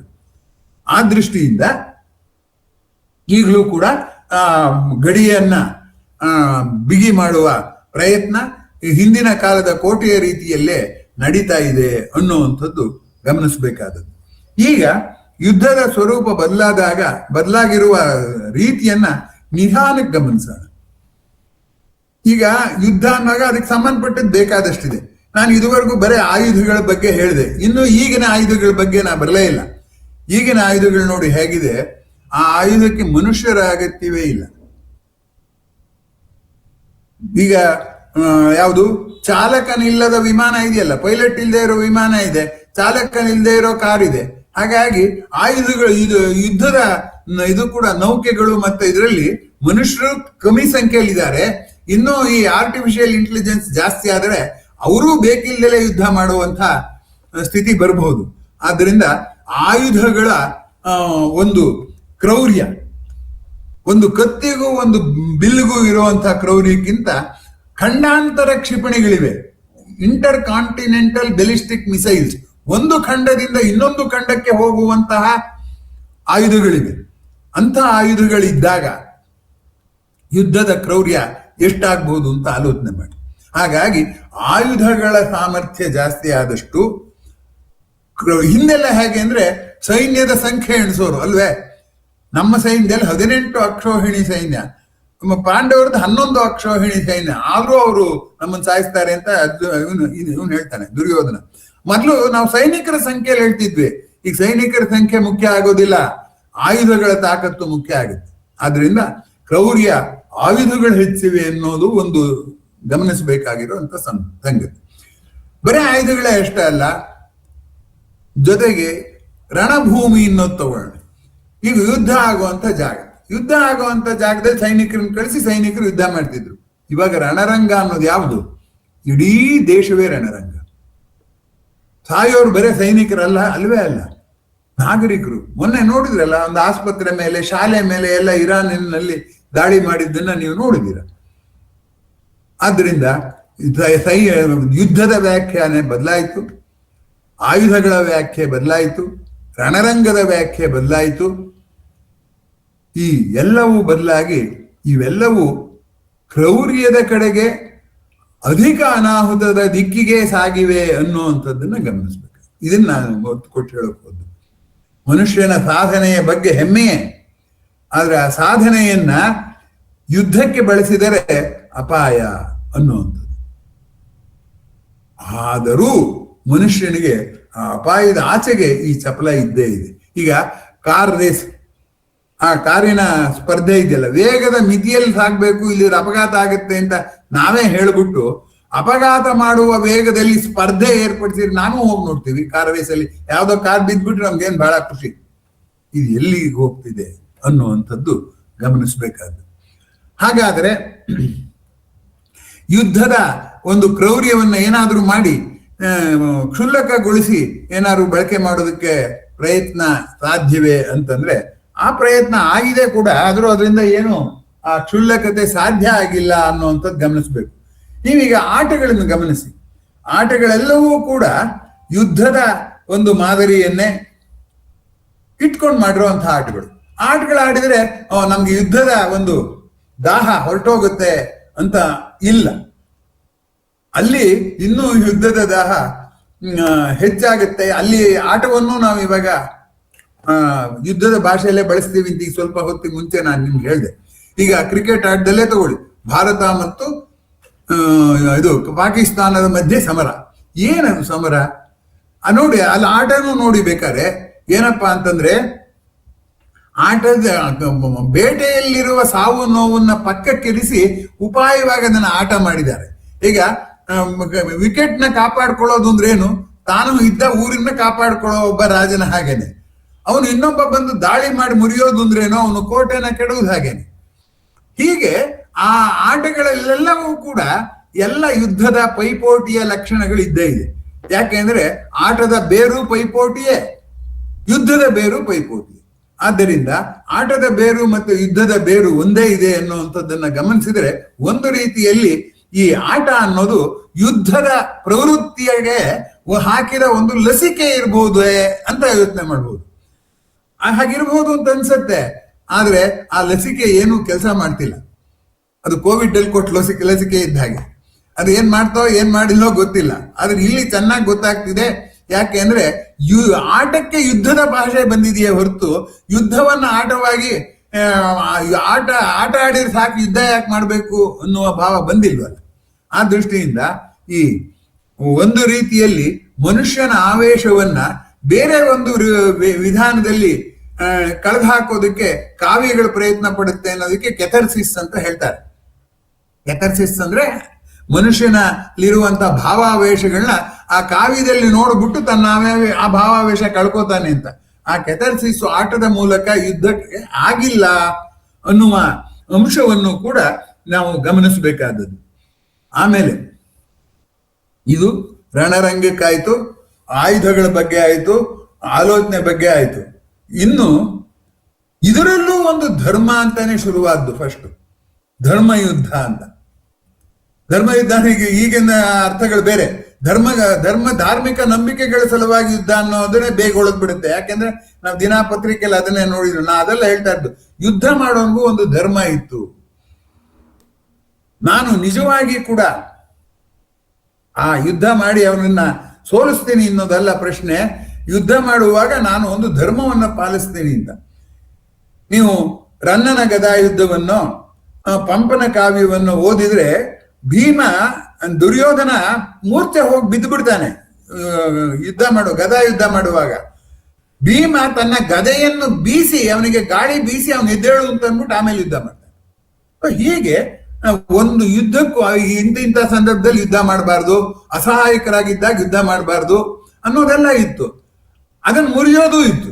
ಈಗ ಕರ್ಣ ತನ್ನ ರಥವನ್ನ ಸರಿಪಡಿಸ್ತಾ ಇದ್ದಾಗಲೇ ಅರ್ಜುನನ್ ಸಾಯಿಸುವಂತ ಕರ್ಣನ್ ಸಾಯಿಸುವಂತ ಕೃಷ್ಣನೇ ಹೇಳ್ಕೊಟ್ಟ. ಸೊ ಹೀಗೆ ಆಗ್ಲಿ, ಒಂದು ನಿಯಮ ಇದ್ದು ಪಾಲಿಸ್ಲಿಲ್ಲ ಅನ್ನೋದೇ ಬೇರೆ ಮಾತು, ನಿಯಮವೇ ಇಲ್ಲ ಅನ್ನೋದು ಇನ್ನೊಂದು ಮಾತು. ಧರ್ಮಯುದ್ಧ ಇದ್ದಾಗ ನಿಯಮ ಪಾಲಿಸ್ಲಿಲ್ಲ ಅನ್ನೋ ಚರ್ಚೆನಾರು ಆಗ್ತಿತ್ತು. ಧರ್ಮವೇ ಇಲ್ದಿದ್ಮೇಲೆ ಗೆಲ್ಲುವುದೇ ಧರ್ಮ ಆದಾಗ ನ್ಯಾಯವೇ ಧರ್ಮ ಅಲ್ಲ. ನೋಡಿ, ಇದೇ ಮುಖ್ಯ. ನಾವು ಪ್ರಾರಂಭ ಮಾಡೋದು ನ್ಯಾಯಕ್ಕೋಸ್ಕರ ಹೋರಾಡ್ತೀವಿ, ನಮಗಾಗಿರೋ ಅನ್ಯಾಯ ಕಳ್ಕೊತೀವಿ ಅಂತ. ನ್ಯಾಯಕ್ಕೋಸ್ಕರ ಆಗುವ ಹೋರಾಟವಾಗಿ ಪ್ರಾರಂಭವಾದ ಯುದ್ಧ ಕೊನೆಗೊಳ್ಳೋದು ಹೇಗೆ? ಗೆಲುವಿಗಾಗಿ ಮಾಡುವ ಹೋರಾಟ. ಗೆಲುವಿಗೆ ಯಾವ ಧರ್ಮವೂ ಇಲ್ಲ, ಒಟ್ಟಿನಲ್ಲಿ ಗೆಲ್ಲೋದು ಮುಖ್ಯ ಅಲ್ವಾ? ಈ ಸಣ್ಣ ಮಕ್ಕಳು ಆಟ ಕೂತ್ಕೊಂಡು ಅವ್ರು ಸೋತಿದ್ರೆ ಅವ್ರಿಗೆ ಬೇಜಾರಾಗ್ಬಿಡುತ್ತೆ. ಅದಕ್ಕೆ ಅವ್ರು ಏನ್ ಮಾಡ್ತಾರೆ, ಮೋಸ ಮಾಡೋರು ಗೆಲ್ತೀನಿ ಅಂತ ಹೋಗ್ತಾರೆ. ಇದನ್ನ ನಾವೇ ಹೇಳ್ಕೊಟ್ಟಿದ್ದು. ಹಾಗಾಗಿ ಈಗ ಯುದ್ಧದಲ್ಲಿ ಧರ್ಮ ಅನ್ನೋ ಒಂದು ಇತ್ತು ಅಂತ ಕಲ್ಪಿಸ್ಕೊಳಕ್ ನಮ್ಗೆ ಇವತ್ತು ಸಾಧ್ಯ ಆಗ್ತಾ ಇಲ್ಲ. ಇದು ತುಂಬಾ ಗಮನಿಸಬೇಕಾಗಿರುವಂತ ಸಂಗತಿ. ಆಮೇಲೆ ಯುದ್ಧ, ದೊಡ್ಡ ದೊಡ್ಡ ಯುದ್ಧಗಳನ್ನ ನಾವು ನೋಡಿದೀವಿ. ಆ ದೊಡ್ಡ ಯುದ್ಧಗಳು ಕೂಡ ದೊಡ್ಡ ಕಾರಣದಿಂದ ಆದ್ದಲ್ಲ. ಇದು ಗಮನಿಸಬೇಕಾಗಿ, ದೊಡ್ಡ ಕಾರಣದಿಂದ ಆಗಬೇಕಾಗಿಲ್ಲ ಯುದ್ಧ. ಸಣ್ಣ ಕಾರಣವೇ ದೊಡ್ಡದಾಗ್ತಾ ಹೋಗುತ್ತೆ. ಒಂದ್ಸರಿ ನಮ್ಮ ಪೂರ್ವಗ್ರಹದಲ್ಲಿ ಇವ್ರು ನನ್ಗೆ ಯಾಕೋ ನನ್ಗಿನ್ನ ವಿರುದ್ಧವಾಗಿ ನಡ್ಕೋತಿದ್ದಾರೆ ಅನ್ನೋದು ಮನಸ್ಸಿಗೆ ಬಂದ್ಬಿಟ್ರೆ, ವೈಮನಸ್ಯದ ಸಸಿ ಮೊಳೆಯುವುದು ತಡ, ಬೆಳೆಯುವುದು ವೇಗ. ಸಾಮಾನ್ಯಕ್ಕೆ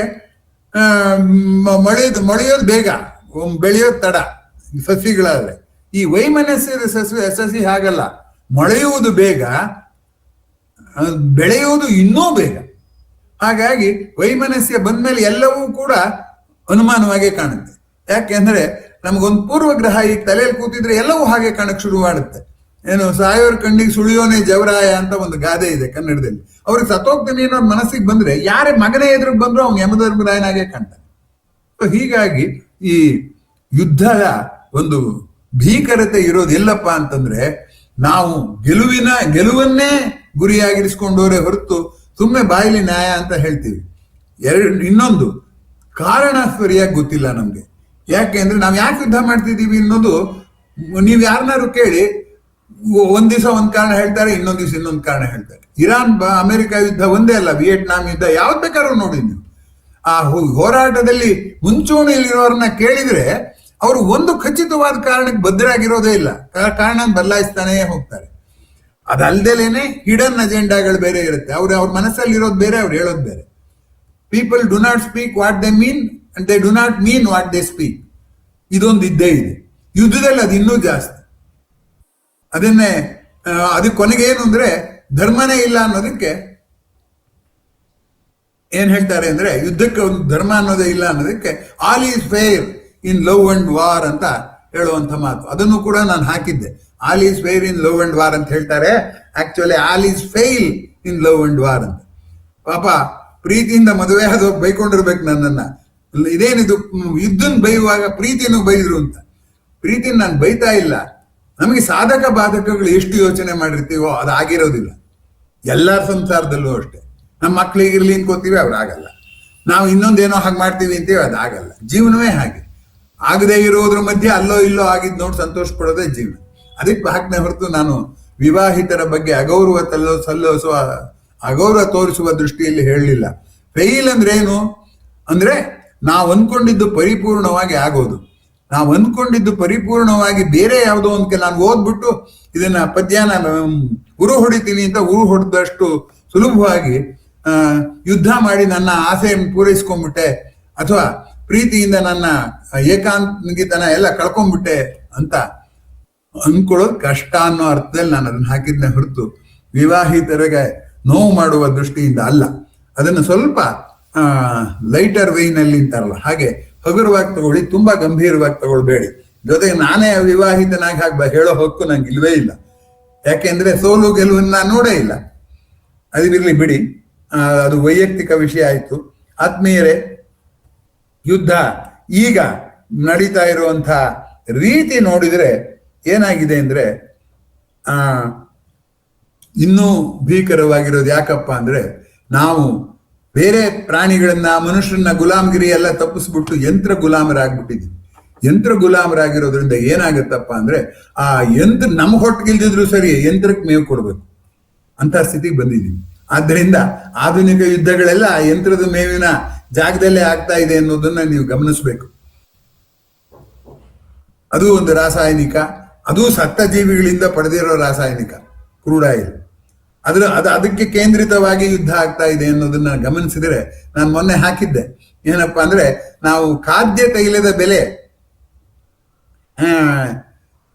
ಈ ಹೆಚ್ಚು ಕಡಿಮೆ ಆದ್ರೆ ತಲೆನೇ ಕೆಡಿಸ್ಕೊಳ್ಳೋದಿಲ್ಲ. ಆದ್ರೆ ಕಚ್ಚಾ ತೈಲದ ಬೆಲೆ ಜಾಸ್ತಿ ಆದ್ರೆ ಮಾತ್ರ ನಮಗೆ ತುಂಬಾ ಗಾಬರಿ. ಪೆಟ್ರೋಲ್ ರೇಟ್ ಜಾಸ್ತಿ ಆದ್ರೆ ಗಾಬರಿ ಅಲ್ಲ, ಅದು ಸರಿಯೇ, ಅದು ಪೆಟ್ರೋಲ್ ಬೆಲೆ ಉಳಿದ ಬೆಲೆನೆಲ್ಲ ನಿರ್ಧಾರ ಮಾಡುತ್ತೆ. ಈ ಯುದ್ಧ ಯಾವಾಗ ಆಗತ್ತೆ ಗೊತ್ತೇನು? ಯಾವುದು ಅತ್ಯಂತ ಉಪಯುಕ್ತ ಅಂತ ನಮ್ಗೆ ಅನ್ನಿಸ್ಬಿಡುತ್ತೋ ಆ ಒಂದು ಅತ್ಯಂತ ಉಪಯುಕ್ತದ ಸಲುವಾಗಿ ಅನೇಕ ಜನ ಯಾವಾಗ ಆಸೆ ಪಡ್ತಾರೋ ಅವಾಗ ಯುದ್ಧ ಆಗುತ್ತೆ.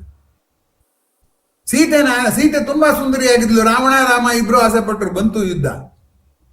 ಈ ಪೆಟ್ರೋಲು ಇದು ನಮ್ಗೆ ವೆಹಿಕಲ್ ಇಲ್ಲಿ ಓಡಾಡಕ್ಕೆ ಆಗಲ್ಲ. ನಮ್ಮ ಸುಖ ಜೀವನಕ್ಕೆ ಲಾರಿಗಳು ಬೇಕು, ಕಾರುಗಳು ಬೇಕು, ಎಲ್ಲವೂ ಬೇಕು. ಆಗ ಏನಾಗುತ್ತೆ? ಪೆಟ್ರೋಲ್ ಕೇಂದ್ರಿತವಾಗಿ ಯುದ್ಧ ಆಗುತ್ತೆ. ಆದ್ದರಿಂದ ಯುದ್ಧದ ಒಂದು ರೀತಿ ಏನಪ್ಪಾ ಅಂದ್ರೆ ಹಿಂದೆ ಇರುವಂಥದ್ದು ಆಸೆ, ಭಯ ಎರಡೇ. ಒಂದು, ಎಲ್ಲರೂ ಬಯಸುವುದು ನನಗೆ ಬೇಕು ಅನ್ನುವಂಥ ಒಂದು ಆಸೆ, ಅದು ಎಲ್ಲಿ ಇಲ್ದಾಗ ಆಗೋಗುತ್ತೋ ಅನ್ನೋ ಭಯ. ಈ ಎರಡು ಕಾರಣಕ್ಕೇನೆ ನೋಡಿ, ಕಚ್ಚಾ ತೈಲದ ಬೆಲೆ ಜಾಸ್ತಿ ಆಗಿತ್ತು, ಈಗ ಜಲಸಂಧಿ ತೆಗೆದಾಗ ಕಚ್ಚಾ ತೈಲದ ಬೆಲೆ ಇದ್ದಕ್ಕಿದ್ದಾಗೆ ಹೊರಟೋದು, ಕಡಿಮೆ ಬಂದ್ಬಿಟ್ಟು. ಹೀಗಾಗಿ ಈ ಭಯ ಮತ್ತು ಆಸೆ ಎರಡು ಮನುಷ್ಯನ ಅಸಹಜ ವರ್ತನೆಯ ಬೇರುಗಳು. ಯುದ್ಧ ಅನ್ನೋದು ಒಂದು ಅಸಹಜ ವರ್ತನೆ ಆಗಿರುವ ಕಾರಣಕ್ಕೆ ಏನಾಗತ್ತಪ್ಪ ಅಂದ್ರೆ, ಆಗಿರುವ ಕಾರಣದಿಂದಾಗಿ ಏನಾಗತ್ತಪ್ಪ ಅಂತಂದ್ರೆ ಅದರ ಬೇರುಗಳು ಕೂಡ ಆಸೆ ಮತ್ತು ಭಯ. ಆದ್ರೆ ಒಬ್ಬನ ಆಸೆ ಮತ್ತು ಒಬ್ಬನ ಭಯ ಆದ್ರೆ ಅದಕ್ಕೆ ಅಷ್ಟೊಂದು ತಾಕತ್ತಿರಲ್ಲ. ಆದ್ರೆ ಸಾಮೂಹಿಕ ಆಸೆ, ಸಾಮೂಹಿಕ ಭಯ ಆದಾಗ ಅದಕ್ಕೆ ಇನ್ನೂ ದೊಡ್ಡ ತಾಕತ್ತು ಬರುತ್ತೆ. ಆಮೇಲೆ ಮುಗಿಸುವ ಮುನ್ನ ಇನ್ನೊಂದು ಅಂಶ ನಾನು ಹೇಳಬೇಕು. ಯಾವಾಗಲೂ ಕಚ್ಚಾ ಸಾಮಗ್ರಿಗೇನೆ ಯುದ್ಧ ಆಗಿಲ್ಲ, ಧರ್ಮದ ಸಲುವಾಗಿ ಕೂಡ ಯುದ್ಧ ಆಗಿದೆ. ಧರ್ಮವನ್ನು ಉಳಿಸುವ ಸಲುವಾಗಿ ಕೂಡ ಯುದ್ಧ ಆಗಿದೆ. ಹೆಣ್ಮಕ್ಳು ಮಾನ ಕಾಪಾಡೋದಕ್ಕೆ ಯುದ್ಧ ಅಂತ ಅಂಥದ್ದೇ ನಮ್ಮ ಇತಿಹಾಸದಲ್ಲಿರುವಂಥದ್ದು. ಯುರೋಪಿನ ಇತಿಹಾಸ ಗಮನಿಸಿದ್ರೆ ಧರ್ಮದ ಸಲುವಾಗಿ ಆಗಿರುವಂತಹ ಕ್ರೂರ ಯುದ್ಧಗಳಲ್ಲಿ ಇಲ್ಲಿಗಿನ್ನ ಜಾಸ್ತಿ. ಇಲ್ಲೊಂಚೂರು ಹೇಗೋ ಸಹಿಸ್ಕೊಂಡು ಹೊರಟೋಗ್ತಾರೆ. ಹಾಗಾದ್ರೆ ಧರ್ಮ ಅನ್ನೋದಕ್ಕೆ ಆಗಿರೋ ಯುದ್ಧ ನಮ್ಮ ಆಸೆ ಭಯಕ್ಕೆ ಸಂಬಂಧಪಟ್ಟಿದ್ದೆ ಅಂದ್ರೆ ಖಂಡಿತ ಸಂಬಂಧಪಟ್ಟಿದ್ದು. ಏನಪ್ಪಾ ಅಂತಂದ್ರೆ, ನಾವು ವಸ್ತುಗಳನ್ನ ಹೇಗೆ ಆಸೆ ಪಡ್ತೀವೋ ನಮ್ಮಂತ ಇರುವ ಜನರ ಮಧ್ಯೆ ನಾನು ಇರಬೇಕು ಅಂತನೂ ಆಸೆ ಪಡ್ತೀನಿ. ನಮ್ಮಂತ ಇರುವ ಜನರ ಮಧ್ಯೆ ನಾನು ಇರಬೇಕು ಅನ್ನೋ ಆಸೆಯೂ ಕೂಡ ಒಂದು ಆಸೆಯೇ. ಅಥವಾ ನಮ್ಮಂತಹ ಜನರು ಇಲ್ದಾಗ ಆಗೋಗ್ಬಿಟ್ರೆ, ಎಲ್ಲ ಹಿಂದೂಗಳು ಸತ್ತೋಗ್ಬಿಟ್ರೆ ನಾವು ಮುಸಲ್ಮಾನರು ಕ್ರಿಶ್ಚಿಯನ್ರ ಮಧ್ಯೆ ನಾವು ಹೇಗಿರೋದು ಅನ್ನೋ ಭಯನೂ ಇರುತ್ತೆ. ಆದ್ದರಿಂದ ಧರ್ಮದ ಕಾರಣಕ್ಕೆ ಯುದ್ಧ ನಡೀಲಿ, ದ್ರವ್ಯದ ಕಾರಣಕ್ಕೆ ಯುದ್ಧ ನಡೀಲಿ, ಅಥವಾ ಬೇರೆ ಯಾವ ಕಾರಣಕ್ಕೆ ಯುದ್ಧ ನಡೀಲಿ, ಯುದ್ಧದ ಬೇರುಗಳು ಗಟ್ಟಿಯಾಗಿವೆ. ಅದು ಆಸೆ ಮತ್ತು ಭಯ. ಜಗಳ ಇಬ್ಬರ ಆಸೆ ಮತ್ತು ಭಯದ ನಡುವೆ. ಆದರೆ ಯುದ್ಧ ಅನೇಕ ಜನರ ಸಾಮೂಹಿಕ ಆಸೆ ಮತ್ತು ಭಯದ ನಡುವೆ. ಈ ಉರಿಯೋ ಗಾಯಕ್ಕೆ ತುಪ್ಪ ಹಾಕುವಂಥದ್ದು ಮಾಧ್ಯಮಗಳು. ಆ ಮಾಧ್ಯಮಗಳು ಅರೆ ಬೆಂದ ಮಾಹಿತಿಯನ್ನ, ಆವೇಶದ ಮಾಹಿತಿಯನ್ನ ಇನ್ನಷ್ಟು ಆವೇಶ ಕೆರಳಿಸುವಂತೆ ಪ್ರಕಟಿಸಿದಾಗ ಆಗ ಯುದ್ಧಕ್ಕೆ ಇನ್ನೊಂದಷ್ಟು ರೆಕ್ಕೆ ಪುಕ್ಕ ಬಂದಾಗುತ್ತೆ. ಹೀಗಾಗಿ ನಿರ್ಧಾರ ಮಾಡೋರು ಬಹಳ ಹಿಂದೆ ಒಬ್ರು ಬರೆದಿದ್ರು, ಇಡೀ ಪ್ರಪಂಚನ 15 ಸರಿ ಸುತ್ತಾಕುವಷ್ಟು ಅಮೆರಿಕಾದಲ್ಲಿ ಆಯುಧಗಳಿರೋದ್ರಿಂದ ಒಂದು ಅರ್ಧ ಗಂಟೆ ಅಮೆರಿಕ ಅಧ್ಯಕ್ಷರು ಹುಚ್ಚಿಡಿದ್ ಬಿಟ್ರೆ ಇಡೀ ದೇಶ, ಇಡೀ ಜಗತ್ತೇ ಜೀವಿಗೋಲ್ವೇ ನಾಶ ಆಗಿ ಹೋಗುತ್ತೆ ಅಂತ. ಈಗ ಯುದ್ಧ ಆಗ್ತಿರೋದು ನಮಗೆ ಒಪ್ಪಿಗೆ ಇಲ್ಲದೆ ಇರಬಹುದು, ಅದೆಲ್ಲ ಕ್ರೌರ್ಯವೇ ಆದ್ರೂ ಕೂಡ ಅಸಹಜ ಏನೂ ಅಲ್ಲ. ಯಾಕೆಂದ್ರೆ ನಾವು ಕೆಲಸ ಮಾಡ್ಬೇಕಾದ್ರೆ ಇಲ್ಲ ಆಸೆಗೆ ಮಾಡೋದು ನಾವು, ಇಲ್ಲ ಭಯಕ್ಕೆ ಮಾಡೋದು. ಸ್ವಇಚ್ಛೆಯಿಂದ ನಾವು ಯಾವ ಕೆಲಸವೂ ಮಾಡೋದೇ ಇಲ್ಲ. ಅಂದ್ರೆ ಏನಾಯ್ತು, ರಾಗದ್ವೇಷಗಳನ್ನ ಬದಿಗಿರಿಸಿ ಕೆಲಸ ಮಾಡೋ ಅಭ್ಯಾಸನೇ ಕಳ್ಕೊಂಡ್ಬಿಟ್ಟಿರೋದ್ರಿಂದ ಇದು ಕೊನೆಗೆ ಯುದ್ಧದಲ್ಲೇ ಕೊನೆಯಾಗಬೇಕು ಅನ್ನುವಂಥ ಸಂಗತಿ ಅಂತ ಹೇಳ್ತಾ, ಈ ಐತಿಹಾಸಿಕ ಯುದ್ಧದ ಒಂದು ವಿವರಣೆಯನ್ನು ಸಂಕ್ಷೇಪವಾಗಿ ಹೇಳಿ ಇವತ್ತಿನ ಸ್ಥಿತಿ ಯಾಕೆ ಇಷ್ಟೊಂದು ಕಟುವಾಗಿದೆ ಅನ್ನೋದನ್ನ ಹೇಳುವುದನ್ನ ಇಲ್ಲಿಗೆ ಮುಗಿಸಿ, ಮುಂದಿನ ಸಮರ ಭಾಗ 2ರಲ್ಲಿ ಇದರ ಸಿದ್ಧಾಂತಗಳನ್ನು ಕುರಿತಂತೆ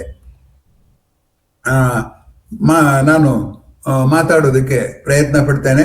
ಆಮೇಲೆ ಇಲ್ಲಿ 3 ಇದೆ: ಯುದ್ಧದ ಕಾರಣ, ಯುದ್ಧದ ವಿಧಾನ, ಯುದ್ಧದ ಪರಿಣಾಮ, ಕೊನೆಗೆ ಯುದ್ಧ ಕುರಿತ ಪರಿಹಾರ. 4 ಭಾಗ ಇದೆ. ಇವತ್ತು ನಾನು ಬರೀ ಯುದ್ಧದ ಇತಿಹಾಸ ಹೇಳಿದ್ನೆ ಹೊರತು ಕಾರಣ, ಪರಿಣಾಮ, ಪರಿಹಾರ ಯಾವುದ್ರ ಸುದ್ದಿಗೂ ಹೋಗಿಲ್ಲ ನಾನು. ಅದರಿಂದ ನನಗೆ ಗೊತ್ತು ಇದು ಬೇಗ ಮುಗಿಸೋಕೆ ಆಗೋಲ್ಲ ಅಂತ. ಅದರಿಂದ ಮುಂದಿನ ಸಂಚಿಕೆಯಲ್ಲಿ ನಾವು ಇದನ್ನ ಮುಂದುವರಿಸ್ತಾ ಇದ್ದೀವಿ. ಇದಕ್ಕೆ ಮುಂದಿನ ಸಂಚಿಕೆಗೆ ಬರುವಾಗ ನಾವು ಪದೇ ಪದೇ ಹಾಕಿ ನಂಗೆ ಬೇಜಾರಾಗಿದೆ. ಹಿಂದಿನ ಸಂಚಿಕೆ ಇದು ಒಂದ್ ಸ್ವಲ್ಪ ನೋಡ್ಕೊಂಡು ಬನ್ನಿ ಅನ್ನೋವಂಥದ್ದು. ಯಾಕೆ ಹಾಗಾಗುತ್ತೆ ಅಂದ್ರೆ ಬಿಡಿ ಬಿಡಿಯಾಗಿ ನೋಡುವಂಥದ್ದಲ್ಲ ಇದು.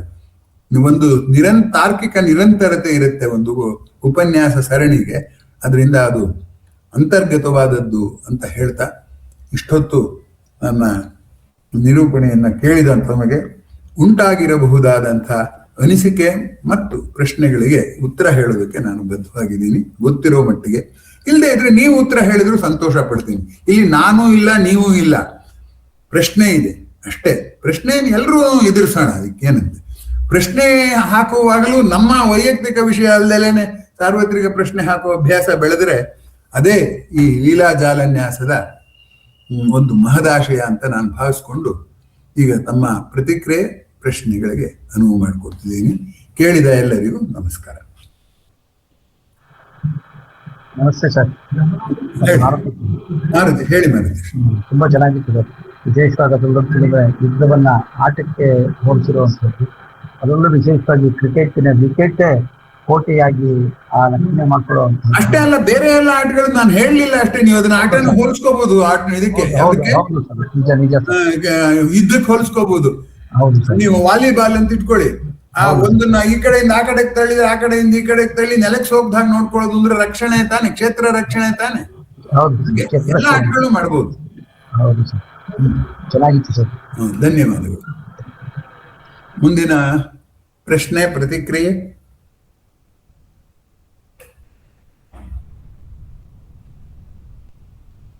ಹಿಂದೆ ಕೊಟ್ಟ ಕೆಲವು ಉದಾಹರಣೆಗಳು ಪುನರಾವರ್ತನೆ ಆಗಿರ್ಬೇಕು, ಅದಕ್ಕೆ ಕ್ಷಮೆ ಇರಲಿ. ಯಾಕೆಂದ್ರೆ ಈ ಲಾಜಿಕ್ ನ ಬಿಲ್ಡಪ್ ಮಾಡುವಾಗ ಅದನ್ನ ಬಳಕೆ ಮಾಡ್ಕೊಳ್ಳೇಬೇಕಾಗುತ್ತೆ. ಅದಕ್ಕೆ ಕೈಲಾಸಂ ಉಪನ್ಯಾಸಕರನ್ನ KB ದಾಸ್ ಅಂಡ್ ಕಂಪನಿನವರು ಏನಂದ್ರೆ ಕಿಸಬಾಯಿ ದಾಸ ಅಂತ ಹಾಡಿದ್ದೆ ಹಾಡ ಕಿಸಬಾಯಿ ದಾಸ ಅಂತ. ಕೆಲವು ಉದಾಹರಣೆಗಳು ಪುನರಾವರ್ತನೆ ಆಗಿದೆ, ನಾನು ಬಿಟ್ಬೇಡ ಅಂತ ನೋಡ್ರೆ ಅಂಥದ್ದು ಇನ್ನೊಂದು ಈ ವಾದಕ್ಕೆ ಸಿಕ್ಕದೇ ಇದ್ದ ಕಾರಣಕ್ಕೆ ನನ್ನ ಇತಿಮಿತಿಯಿಂದಾಗಿ ಅದನ್ನು ಬಳಕೆ ಮಾಡಿದ್ದೀನಿ, ಕ್ಷಮೆ ಇರಲಿ. ಮುಂದಿನ ಪ್ರತಿಕ್ರಿಯೆ. ಪ್ರತಿಕ್ರಿಯೆ ಅಂತ ಅನ್ಸ್ತಿದ್ದ ಹಾಗೇನೆ ಭಾಗವಹಿಸೋರ ಸಂಖ್ಯೆ ಜರ್ರಂತ ಇಳಿದು ಹೋಗುತ್ತೆ. ಅದು ಯಾಕೋ ಗೊತ್ತಿಲ್ಲ, ಪ್ರತಿಕ್ರಿಯೆಗೆ ಅಷ್ಟೊಂದು ದ್ವೇಷ. ಇಲ್ಲೇ ಇದ್ರೆ ನಿಲ್ಲಿಸ್ಬೋದು ಅಷ್ಟೆ.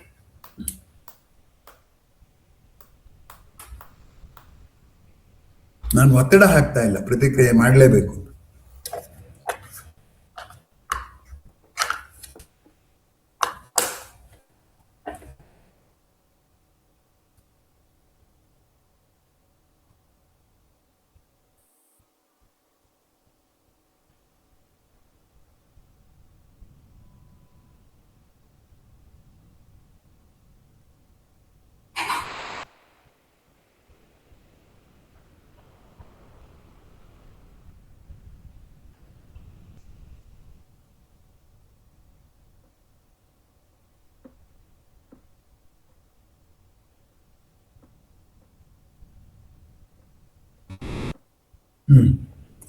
ಮುಗಿಸ್ಬೋದಾ?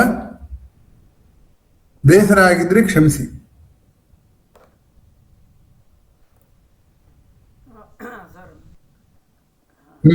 ತುಂಬಾ ಚೆನ್ನಾಗಿತ್ತು. ಬೇಜಾರಾಗುವಷ್ಟು ಚೆನ್ನಾಗಿತ್ತು.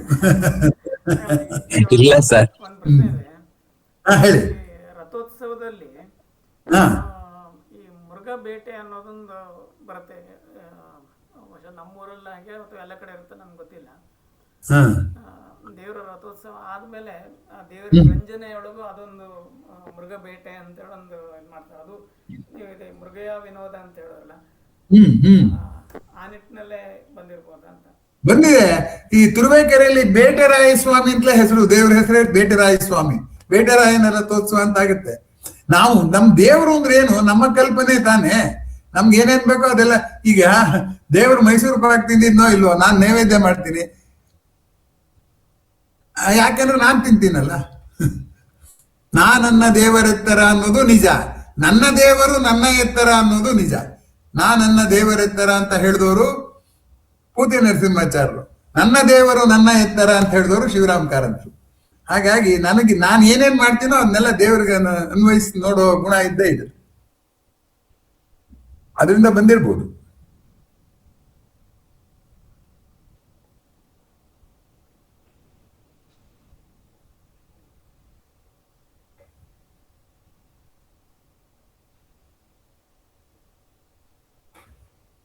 ಮುಂದಿನ ಸಂಚಿಕೆಯಲ್ಲಿ ಇತಿಹಾಸ ಬರೋಲ್ಲ, ಈಗ ಆಮೇಲೆ ಅರ್ಥಶಾಸ್ತ್ರ ಅದೆಲ್ಲ ಬರುತ್ತೆ, ಸಮಾಜಶಾಸ್ತ್ರ, ವಿಜ್ಞಾನ ಎಲ್ಲ ಬರುತ್ತೆ ಮುಂದಿನ ಸಿದ್ಧಾಂತ, ಮುಂದಿನ ಅಮರದ ಭಾಗ 2ರಲ್ಲಿ.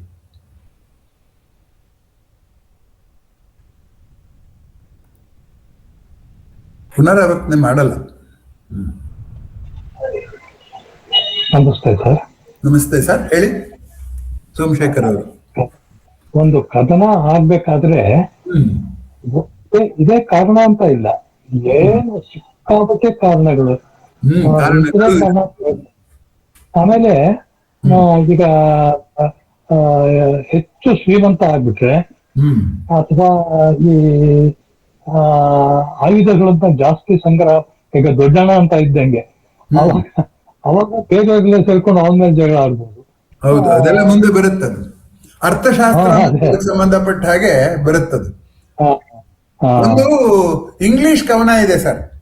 ಒಬ್ಬ ಹುಡುಗ ಆಟ ಆಡ್ತಾ ಇರ್ತಾನೆ, ಆ ಬೈಲಲ್ಲಿ ಆಟ ಆಡ್ತಾ ಇರ್ಬೇಕಾದ್ರೆ ನೆಲದಲ್ಲಿ ಏನೋ ಕಾಣುತ್ತೆ, ಅದನ್ನ ತೆಗೆದು ನೋಡ್ರೆ ಒಂದು ತಲೆ ಬುರುಡೆ ಇರುತ್ತೆ. ಆ ಹುಡುಗನ್ ಗಾಬರಿ, ಇದೇನಿದು ಹೀಗಿದೆ ಅಂತ ಅನ್ಬಿಟ್ಟು ಅವನು ಅವ್ರ ತಾತನ ಹತ್ರಕ್ಕೆ ಹೋಗಿ ತೋರಿಸ್ತಾನೆ. ನೋಡು, ಇಲ್ಲಿ ತಲೆ ಬುರುಡೆ ಸಿಕ್ಬಿಡ್ತು ಮನುಷ್ಯಂದು, ಅದ್ ಹೆಂಗ್ ಸಿಕ್ತು, ಅದೇನಿದು ಇದು ಅಂತ ಕೇಳ್ತಾನೆ. ಅದಕ್ಕೆ ಹೌದು, ಇದು ಯುದ್ಧ ಭೂಮಿ ಆಗಿತ್ತು, ಇಲ್ಲಿ ಭಾರಿ ಯುದ್ಧ ಆಗಿತ್ತು, ನಾವು ಆ ಯುದ್ಧದಲ್ಲಿ ಗೆದ್ದು ಬಿಟ್ವಿ ಅಂತ ಹೇಳ್ತಾನೆ. ತಾತ ಯುದ್ಧದ ಗೆಲುವನ್ನೇ ನೋಡ್ತಾ ಇದ್ದಾನೆ. ಆ ಮಗು ಇಷ್ಟೊಂದ್ ಜನ ಯುದ್ಧದಲ್ಲಿ ಸತ್ರೆ ಅಂತ ನೋಡ್ತಾ ಇದೆ. 2 ಅಭಿಪ್ರಾಯಗಳಿರುವಂತದ್ದು ಒಂದು ಕವನ ಇದೆ, ಅದ್ರ ಹತ್ರ ನಾನು ಬಿಟ್ಟಿದ್ದೀನಿ. ಇದು ಇಂಗ್ಲಿಷ್ ನಲ್ಲಿ ಇದೆ ಈ ತರ ನೀವ್ ಹೇಳ್ದಾಗನೆ. ಅದೆಲ್ಲ ಮುಂದೆ ಬರುತ್ತೆ ಸರ್, ಬರುತ್ತೆ. ಅದು ತುಂಬಾ ವಿವರಣೆ ಬಹಳ ಚೆನ್ನಾಗಿ ಬಂತು sir. Thank you sir, thank you.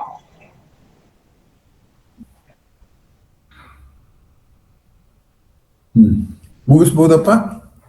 11 ಜನ ಆದ್ರು ಇಂತೀರಾ ಸಿಂಗಲ್ ಡಿಜಿಟ್ ಮುಂಚೆ. ಮುಂದಿನ ವಾರ ಮತ್ತೆ ಎಲ್ಲರೂ ಭೇಟಿ ಆಗೋಣ ಅಂತ ಹೇಳ್ತಾ ಮುಗಿಸ್ತಾ ಇದ್ದೇವೆ. ಎಲ್ಲರಿಗೂ ನಮಸ್ಕಾರ, ಧನ್ಯವಾದಗಳು.